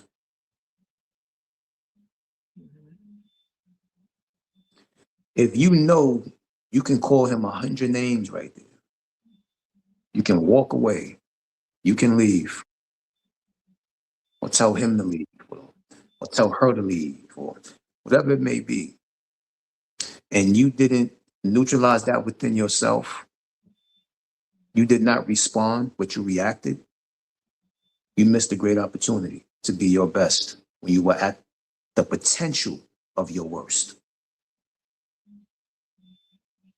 And they did not leave the relationship. They didn't leave your home. They didn't leave your life. They returned back in your heart because you didn't learn from the lesson. You reacted. But if you responded and there was a mutual agreement, this is not clicking, it's not working, and you didn't react how you usually react, then you have graduated. Therefore, you get a whole different shine through the spectrum. You get access to deeper depths, because this is the whole point about being a God. We're cosmic beings accessing cosmic love and cosmic grace. The cosmos is the most deepest aspect of this reality. If I'm entertaining the aspect of a universe and so on and so forth, because I have my understanding of it, but I'm going to explain it in this kind of manner, real quick for whatever. We have this planet. Outside of this planet, you have a solar system. Outside the solar system or solar systems, groups of solar systems create a galaxy. A galaxy grouped up in galaxies amongst each other become a Milky Way. This Milky Way is inside of a universe, and this universe is encapsulated within a cosmos, which is the most furthest, deepest aspect of self, beyond self, actually. That's where we are seeking to attain and remain. Because being a cosmic being in cosmic grace, drenched in cosmic love, you create a universe. You create galaxies. You create solar systems. You create planets. That's the position that we are, really. We're being projected like our mate projects from us. We are being projected from somewhere else. We're not really here.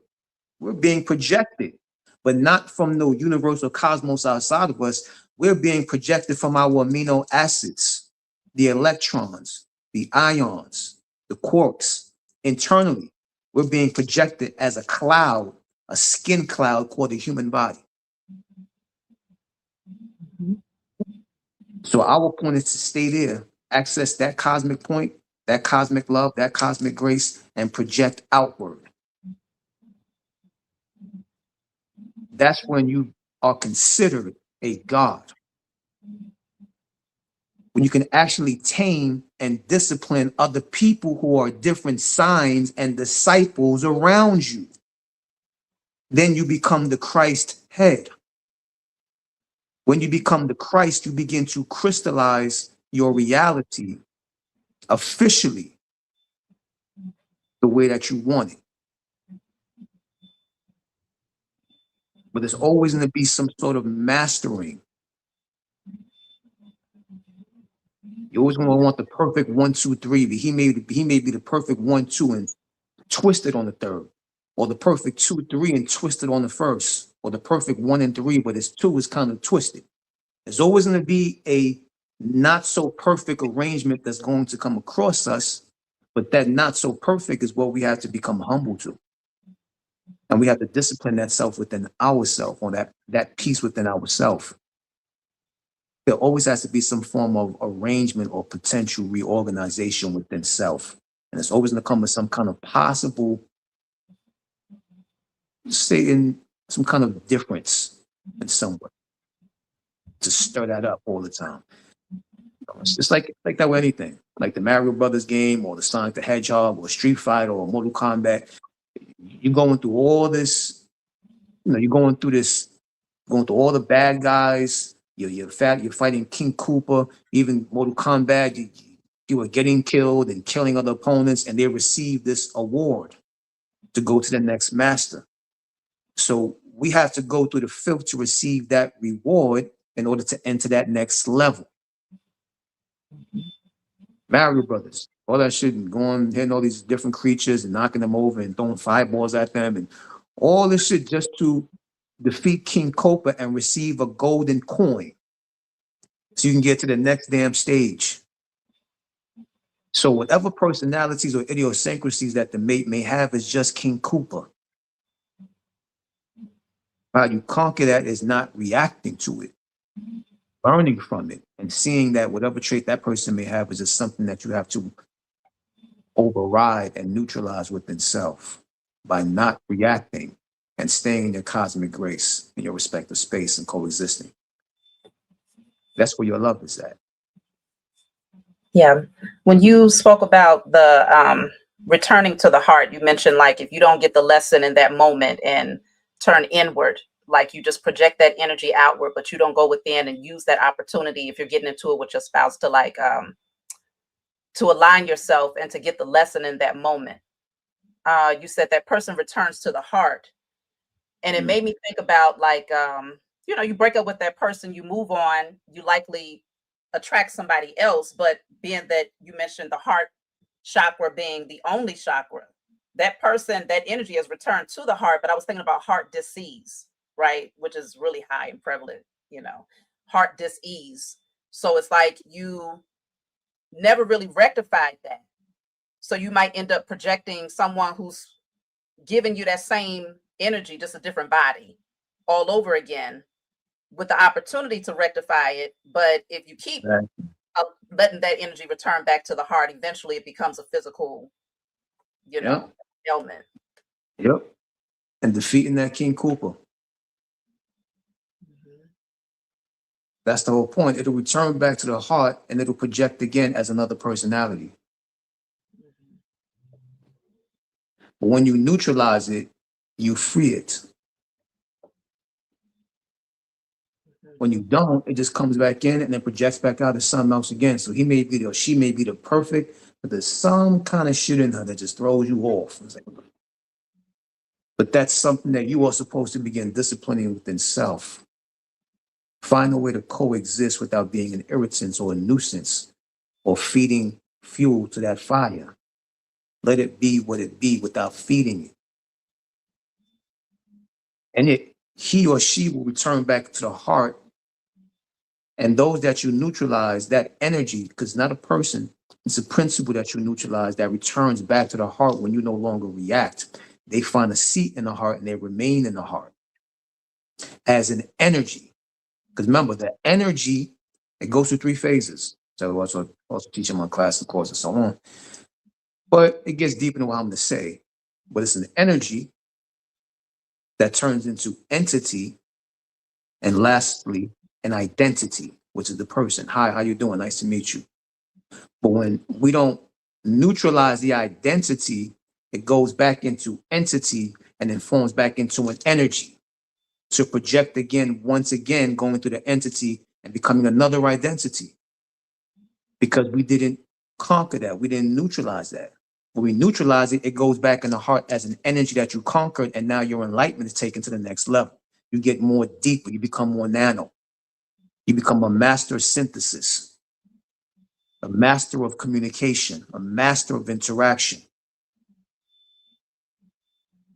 And that we did not master or did not conquer within ourselves or did not discipline within ourselves, that entity, that projection returns back into the heart when they leave out of your home or out of your presence or walk away from you. You don't see them in your view. They haven't gone anywhere. They went back inside. When they go back inside and we don't conquer that, and we don't neutralize that entity that became an identity that went back to the state of energy, it fans out from the heart chakra and it goes to a lower. It goes back to that lower that you did not graduate from. But if you graduate it and it goes up,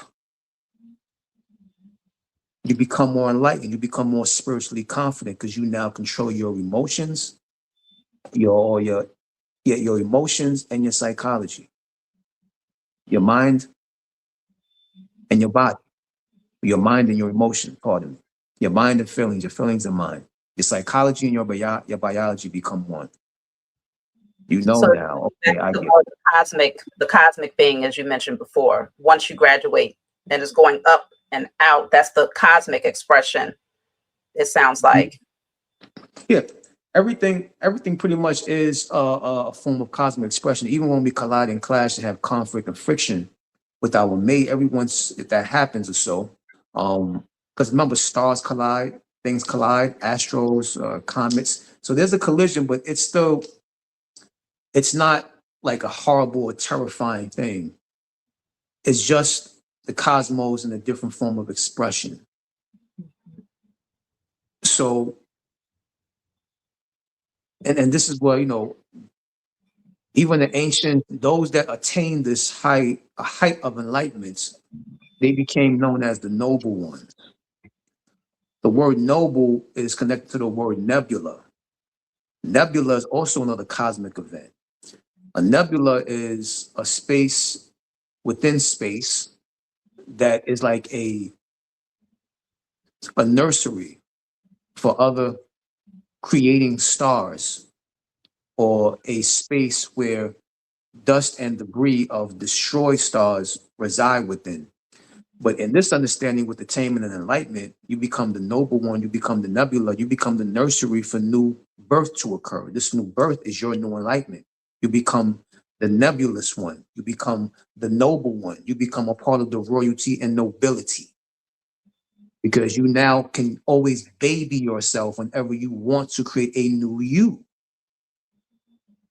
That light, the enlightenment, when white or light shines upon red, this is the key. When the light shines upon red, what does the color red turn into? If white, it's Pink, white. Yep, right? Yeah. exactly. And pink is actually baby red. So the white goes into the green, becomes lime green or baby green. So this white turns it into a baby. So no matter, even if somebody tried to trigger you at the root chakra, you brought light from your enlightenment to that red, to that root chakra, which means that no matter how many times somebody may trigger you, you always remain a baby. You can always give birth and rebirth to the new self and remain present. Then you become a part of the noble class. It sounds like the phoenix that you're describing. Back into Yeah. the ashes and out again. Yeah, that makes sense. So the whole body becomes the nebula. You become the noble, a part of nobility. You can always baby yourself. Nothing affects you. You learn from everything. No, you be your best when you're at your worst. Okay. So if we kind of like bring it back around in terms of like unions, then how do we like, sum it all up in terms of unions? Because I wanted to see, I don't know if you want to answer questions today or whatnot, but Okay, yeah, you can do that. There's okay. some people inquisitive, no problem. No Yeah, I problem. saw a few people left questions. A couple of people left some super chats with questions. I would have to go back and find it. But yeah, if you like brought it all back around and kind of summarize how this aligns with divine unions, in terms of, like expression, or how these unions are supposed to align with each other, however you want to express it. No, pretty much whatever you want to interact with and have an experience, you have to become that interaction and experience within. Nothing is attracted to you, nothing is drawn to you. All things appear and all things vibrate.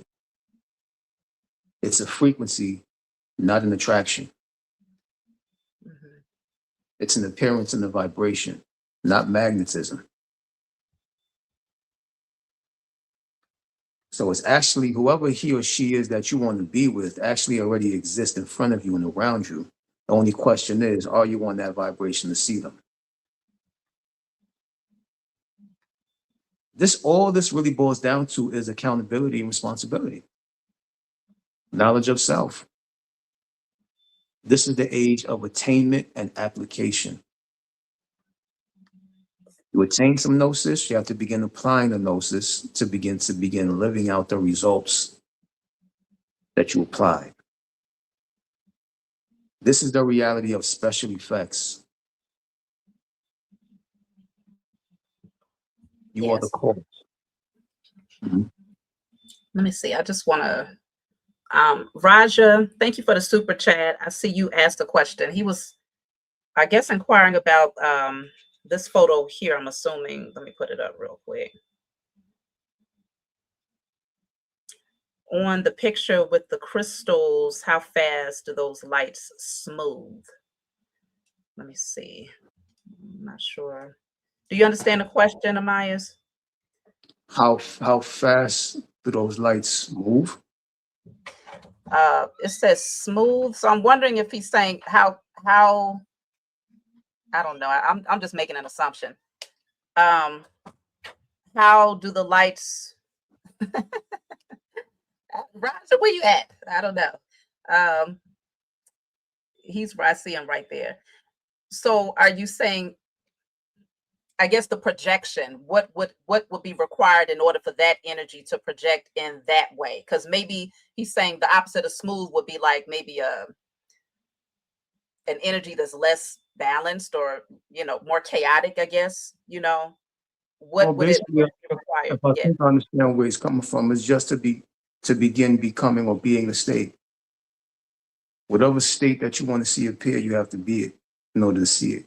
And it happens instantaneously because this is a reality which is known as axiomatic. As soon as you are that on the inside, it appears outside. Axiomatic means spontaneity. As soon as you are that, it appears. There is no time in between.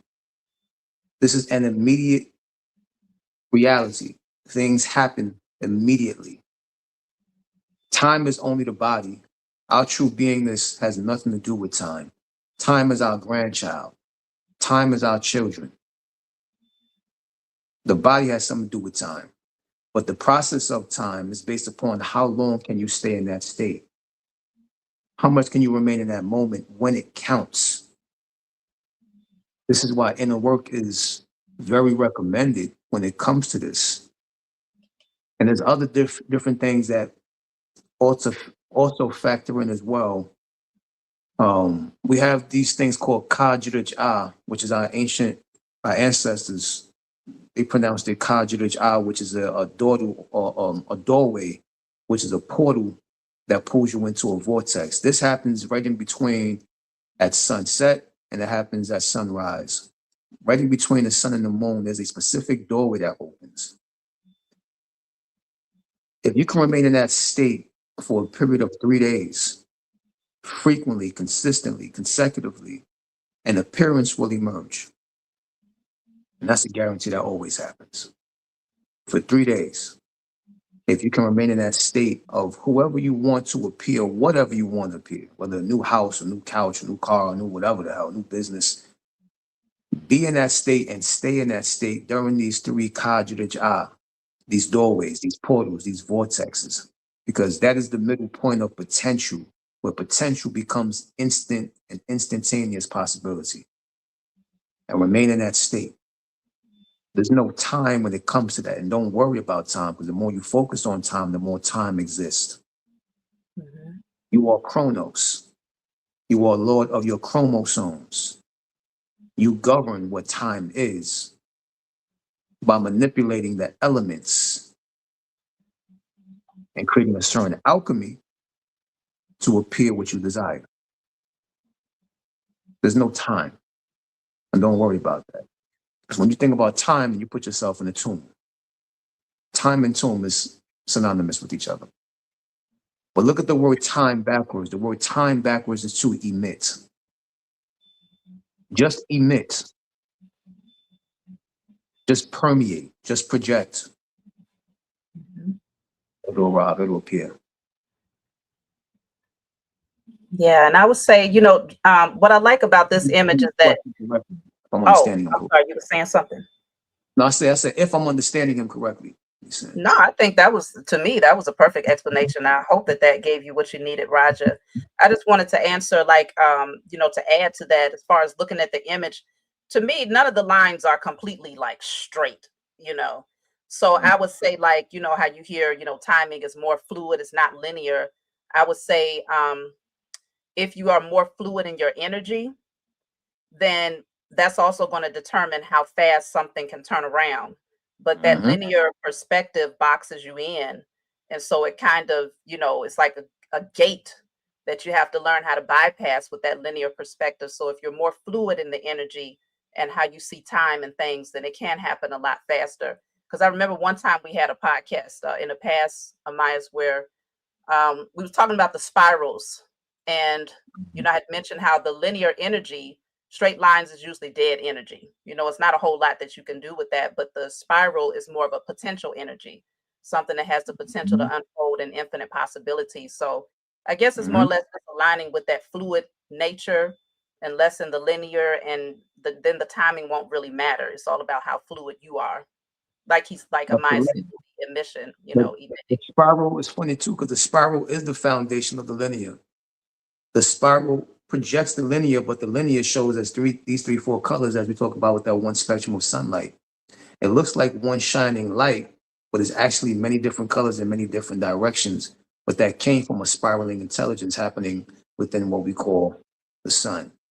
It's a spiraling intelligence. The more middle it gets, the more it shoots out. So it's axiomatic. It happens simultaneously. It's doing both different directions at the same time. The deeper you spiral in, the more it shoots. But that shooting is in 4, 5, 6, 8 different directions. So that's the projection. The more you spiral inward and access that point of grace, that cosmic love, that cosmic grace, that melanin, that mellowness, that mellow noon within you, the quicker the spectrum shines out from the center of the spiraling nucleus. This is science. Mhm. So, absolute, right, and exact what you were saying. Okay, well, let me see. Is there any other questions? Y'all can either leave them in the chat or, I mean, we've opened up the platform before to have people come up and ask questions. I'll open it up just for a couple of minutes. I'll put the link in the chat.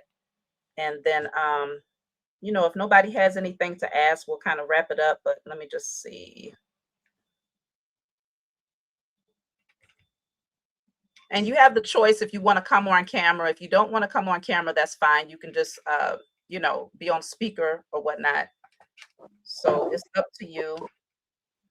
So I'm putting the link in the chat if you want to come up and ask some questions. Because this got pretty deep. It got pretty deep, but that's the point, you know. Like you said, dive in. So I feel like you definitely dived in on this one today, Amias, as usual. So let's see. If y'all want to come up, just hit that link. Let me take Raja's down. Okay. Let's see. Is there anything else you wanted to add? There's just certain books of reference that people want to dive into more deeper aspects to begin to expand their perception on what they call love, marriage, union, relationships, intimate relationships specifically. Just certain books of reference people can dive into. This is called the Egyptian Path of Love. Remember, Egypt is over here in the Americas. True Egypt is in South Carolina, North Carolina. That's why you have the true pyramids of Isis and Osiris in the Grand Canyon, also dealing with the priesthood of Anu, which is why you have people over here. Most likely, if you have family from South Carolina, North Carolina, you were part of what is known as, of course, we call them the Cherokee, but the real name is called the Ani-Umayya. And the Ani-Umayya is a part of the priesthood of Anu. So even if you see Egyptian books, you don't think of Africa, the continent, across the Atlantic Ocean. No, right here on the soil underneath your feet.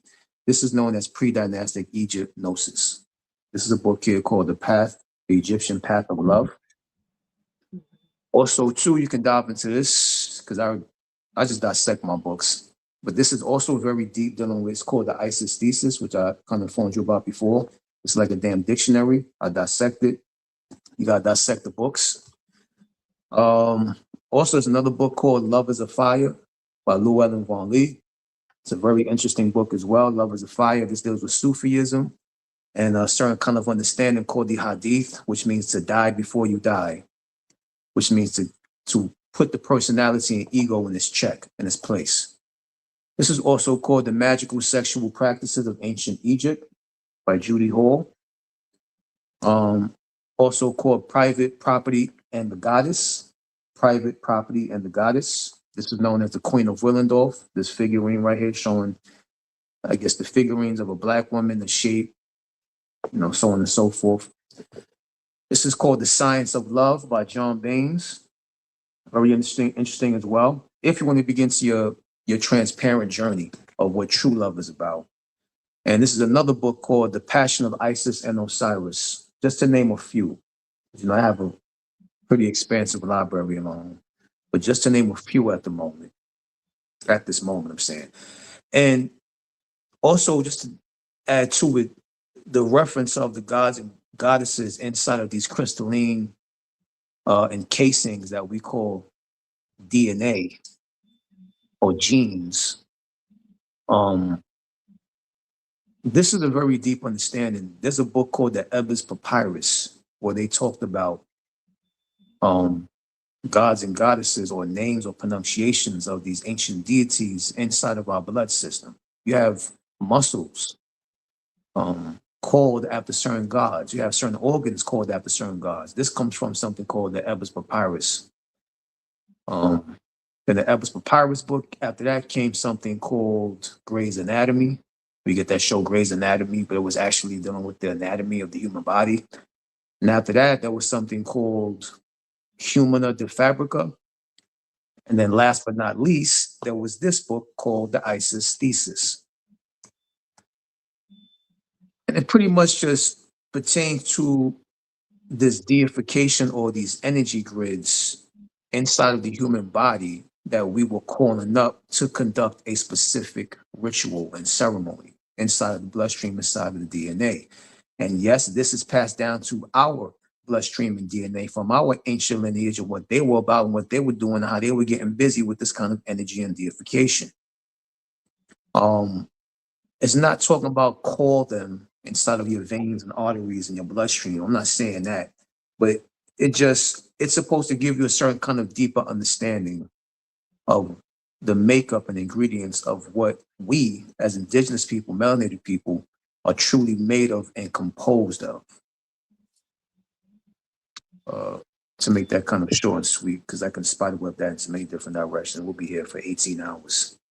But I want to kind of mention those books as well, because all these books are talking about, these are the first books dealing with anatomy, dealing with genetics, dealing with DNA, dealing with the internal body. It was way back. Yeah, for those of you, if you want to, replay that, I'm going to be uploading this video right after we're done here. So you'll be able to go back and rewind it towards the end to get all of the books. So I guess that's it. I don't see anybody wants to come up to ask any questions at this time. So, no doubt. I'm glad we got the gnosis out. We got the information out. You know what I'm saying? yes. And everybody could just take what they take from it.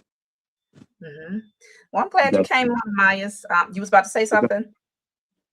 No, I was just saying that, pretty much and all that, I just finished class and all that, so I had class, Saturdays at class, so after that I just I think somebody did ask, they asked, when is your next course? I think somebody did say that in the chat. Well, they can get in touch with me by email. I mean, I can get it because I have, this one's pretty much, it's going to be done pretty soon. I only got 4 more classes.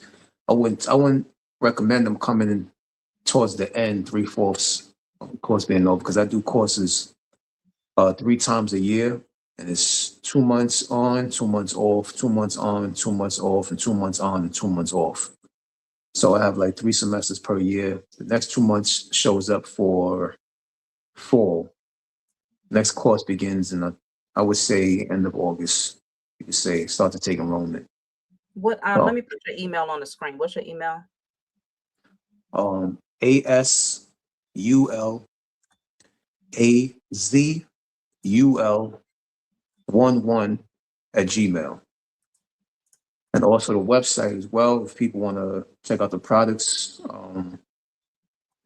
Like I said, my products is to dive deep. This is chakra work, chakra cleansing, energy cleansing, aura cleansing, digging deep into that cosmic grace in your space. The website is asyouare.com, which is ASYUAR.com. Again, that's ASYUAR.com. At this moment, I was doing it before, but now at this moment, I'm just doing Cash App payments. My Cash App is $AMIAS.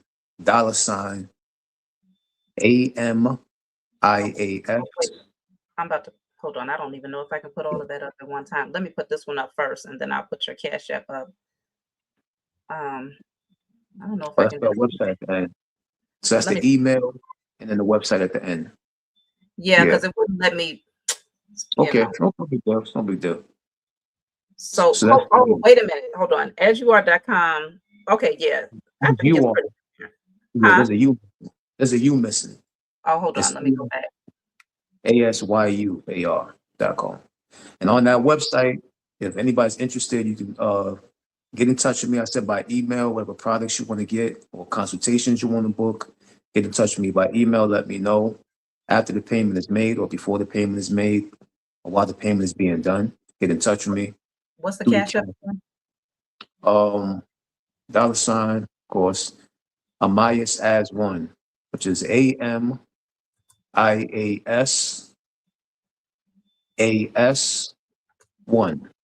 Amias as one. That's the cash. Yeah. Yeah, that's the email at the beginning, the website in the middle, and the cash app at the end. Perfect. Appreciate that. All right. I said as well, tips and donations are appreciated as well. You know, if you feel the love, if you feel the frequency, if you want it, this supports what we do. And you know, serious about what we do. Somebody wanted me to put it in the description. Well, I don't know. Oh, you mean in the description of the video? Okay, that makes sense. Yeah, I'll keep that in mind once I upload. Okay. All right. Well, thank you for coming on, Amias. Of course, we're going to do this again and dive deeper into this cosmic love, because I'm sure we could have fanned off into a lot of different areas. You know, this. It could have been for 18 years straight dealing with Yeah. all this. You know, how I roll. I don't know when to shut up. Just keeps coming out. Well, yes, so I appreciate you coming on. So we'll be doing it again, and I appreciate everybody that joined us today. Amias, I'm gonna go ahead and take you off stage and just say my farewells to everybody. Thank you Appreciate again. y'all for attending. Enjoy your evening. Enjoy your weekend. All right. Thanks, Chhavi. All right, y'all. So that was good. That was really good. We did a lot of deep diving. You know, Amias, he can get very, very deep. So we will be doing future podcasts, you know, where we're going to be talking about more things concerning everything. So I look forward to y'all coming back and checking in with us on our future live. If y'all enjoyed this, put an 1111 in the chat. Let me see how many people was able to gather something from this. If you was able to unlock something within you, put an 1111 in the chat. I got a lot from the conversation myself. So I'm sure y'all got some things from the conversation. Whether it confirmed some things or just opened you up to where you want to dive deeper. Okay. So I see a lot of y'all got some meat from the conversation. So let's see. Yes. Okay. Well, I'm glad y'all was able to tune in. And as y'all know, I'm getting ready to come back. We're going to jump back into the readings concerning CERN, because I know some of y'all been emailing me like, Chhavi, what's going on? Look, it's a lot of deep diving when it comes to those types of readings. So I've had to, you know, carve out the time to really dive into that. So we're going to be resuming those channeling to dive deep into the CERN. Okay, I see a lot of y'all got something from it. The 1111s, they're still coming. So that's a beautiful thing to see. It held y'all's attention because I noticed even with the numbers, y'all stayed the whole time. We've been on for 2 hours and 28 minutes. So I really did enjoy it, y'all. And I appreciate every last one of you. Don't forget to like the video on your way out. I always appreciate those of you that support my channel, and like, subscribe, share it if you feel like somebody else is ready for this type of knowledge. And we're going to resume and do this again. Okay. So y'all have a great, what's today? Is today? Yeah, today is Sunday. The weekend is already over, y'all. I promise you, time is going by fast. It is definitely going by fast for me. Before you know it, it's going to be next weekend. So y'all have a great rest of your Sunday, and we will be tapping in and doing this again very soon. All right.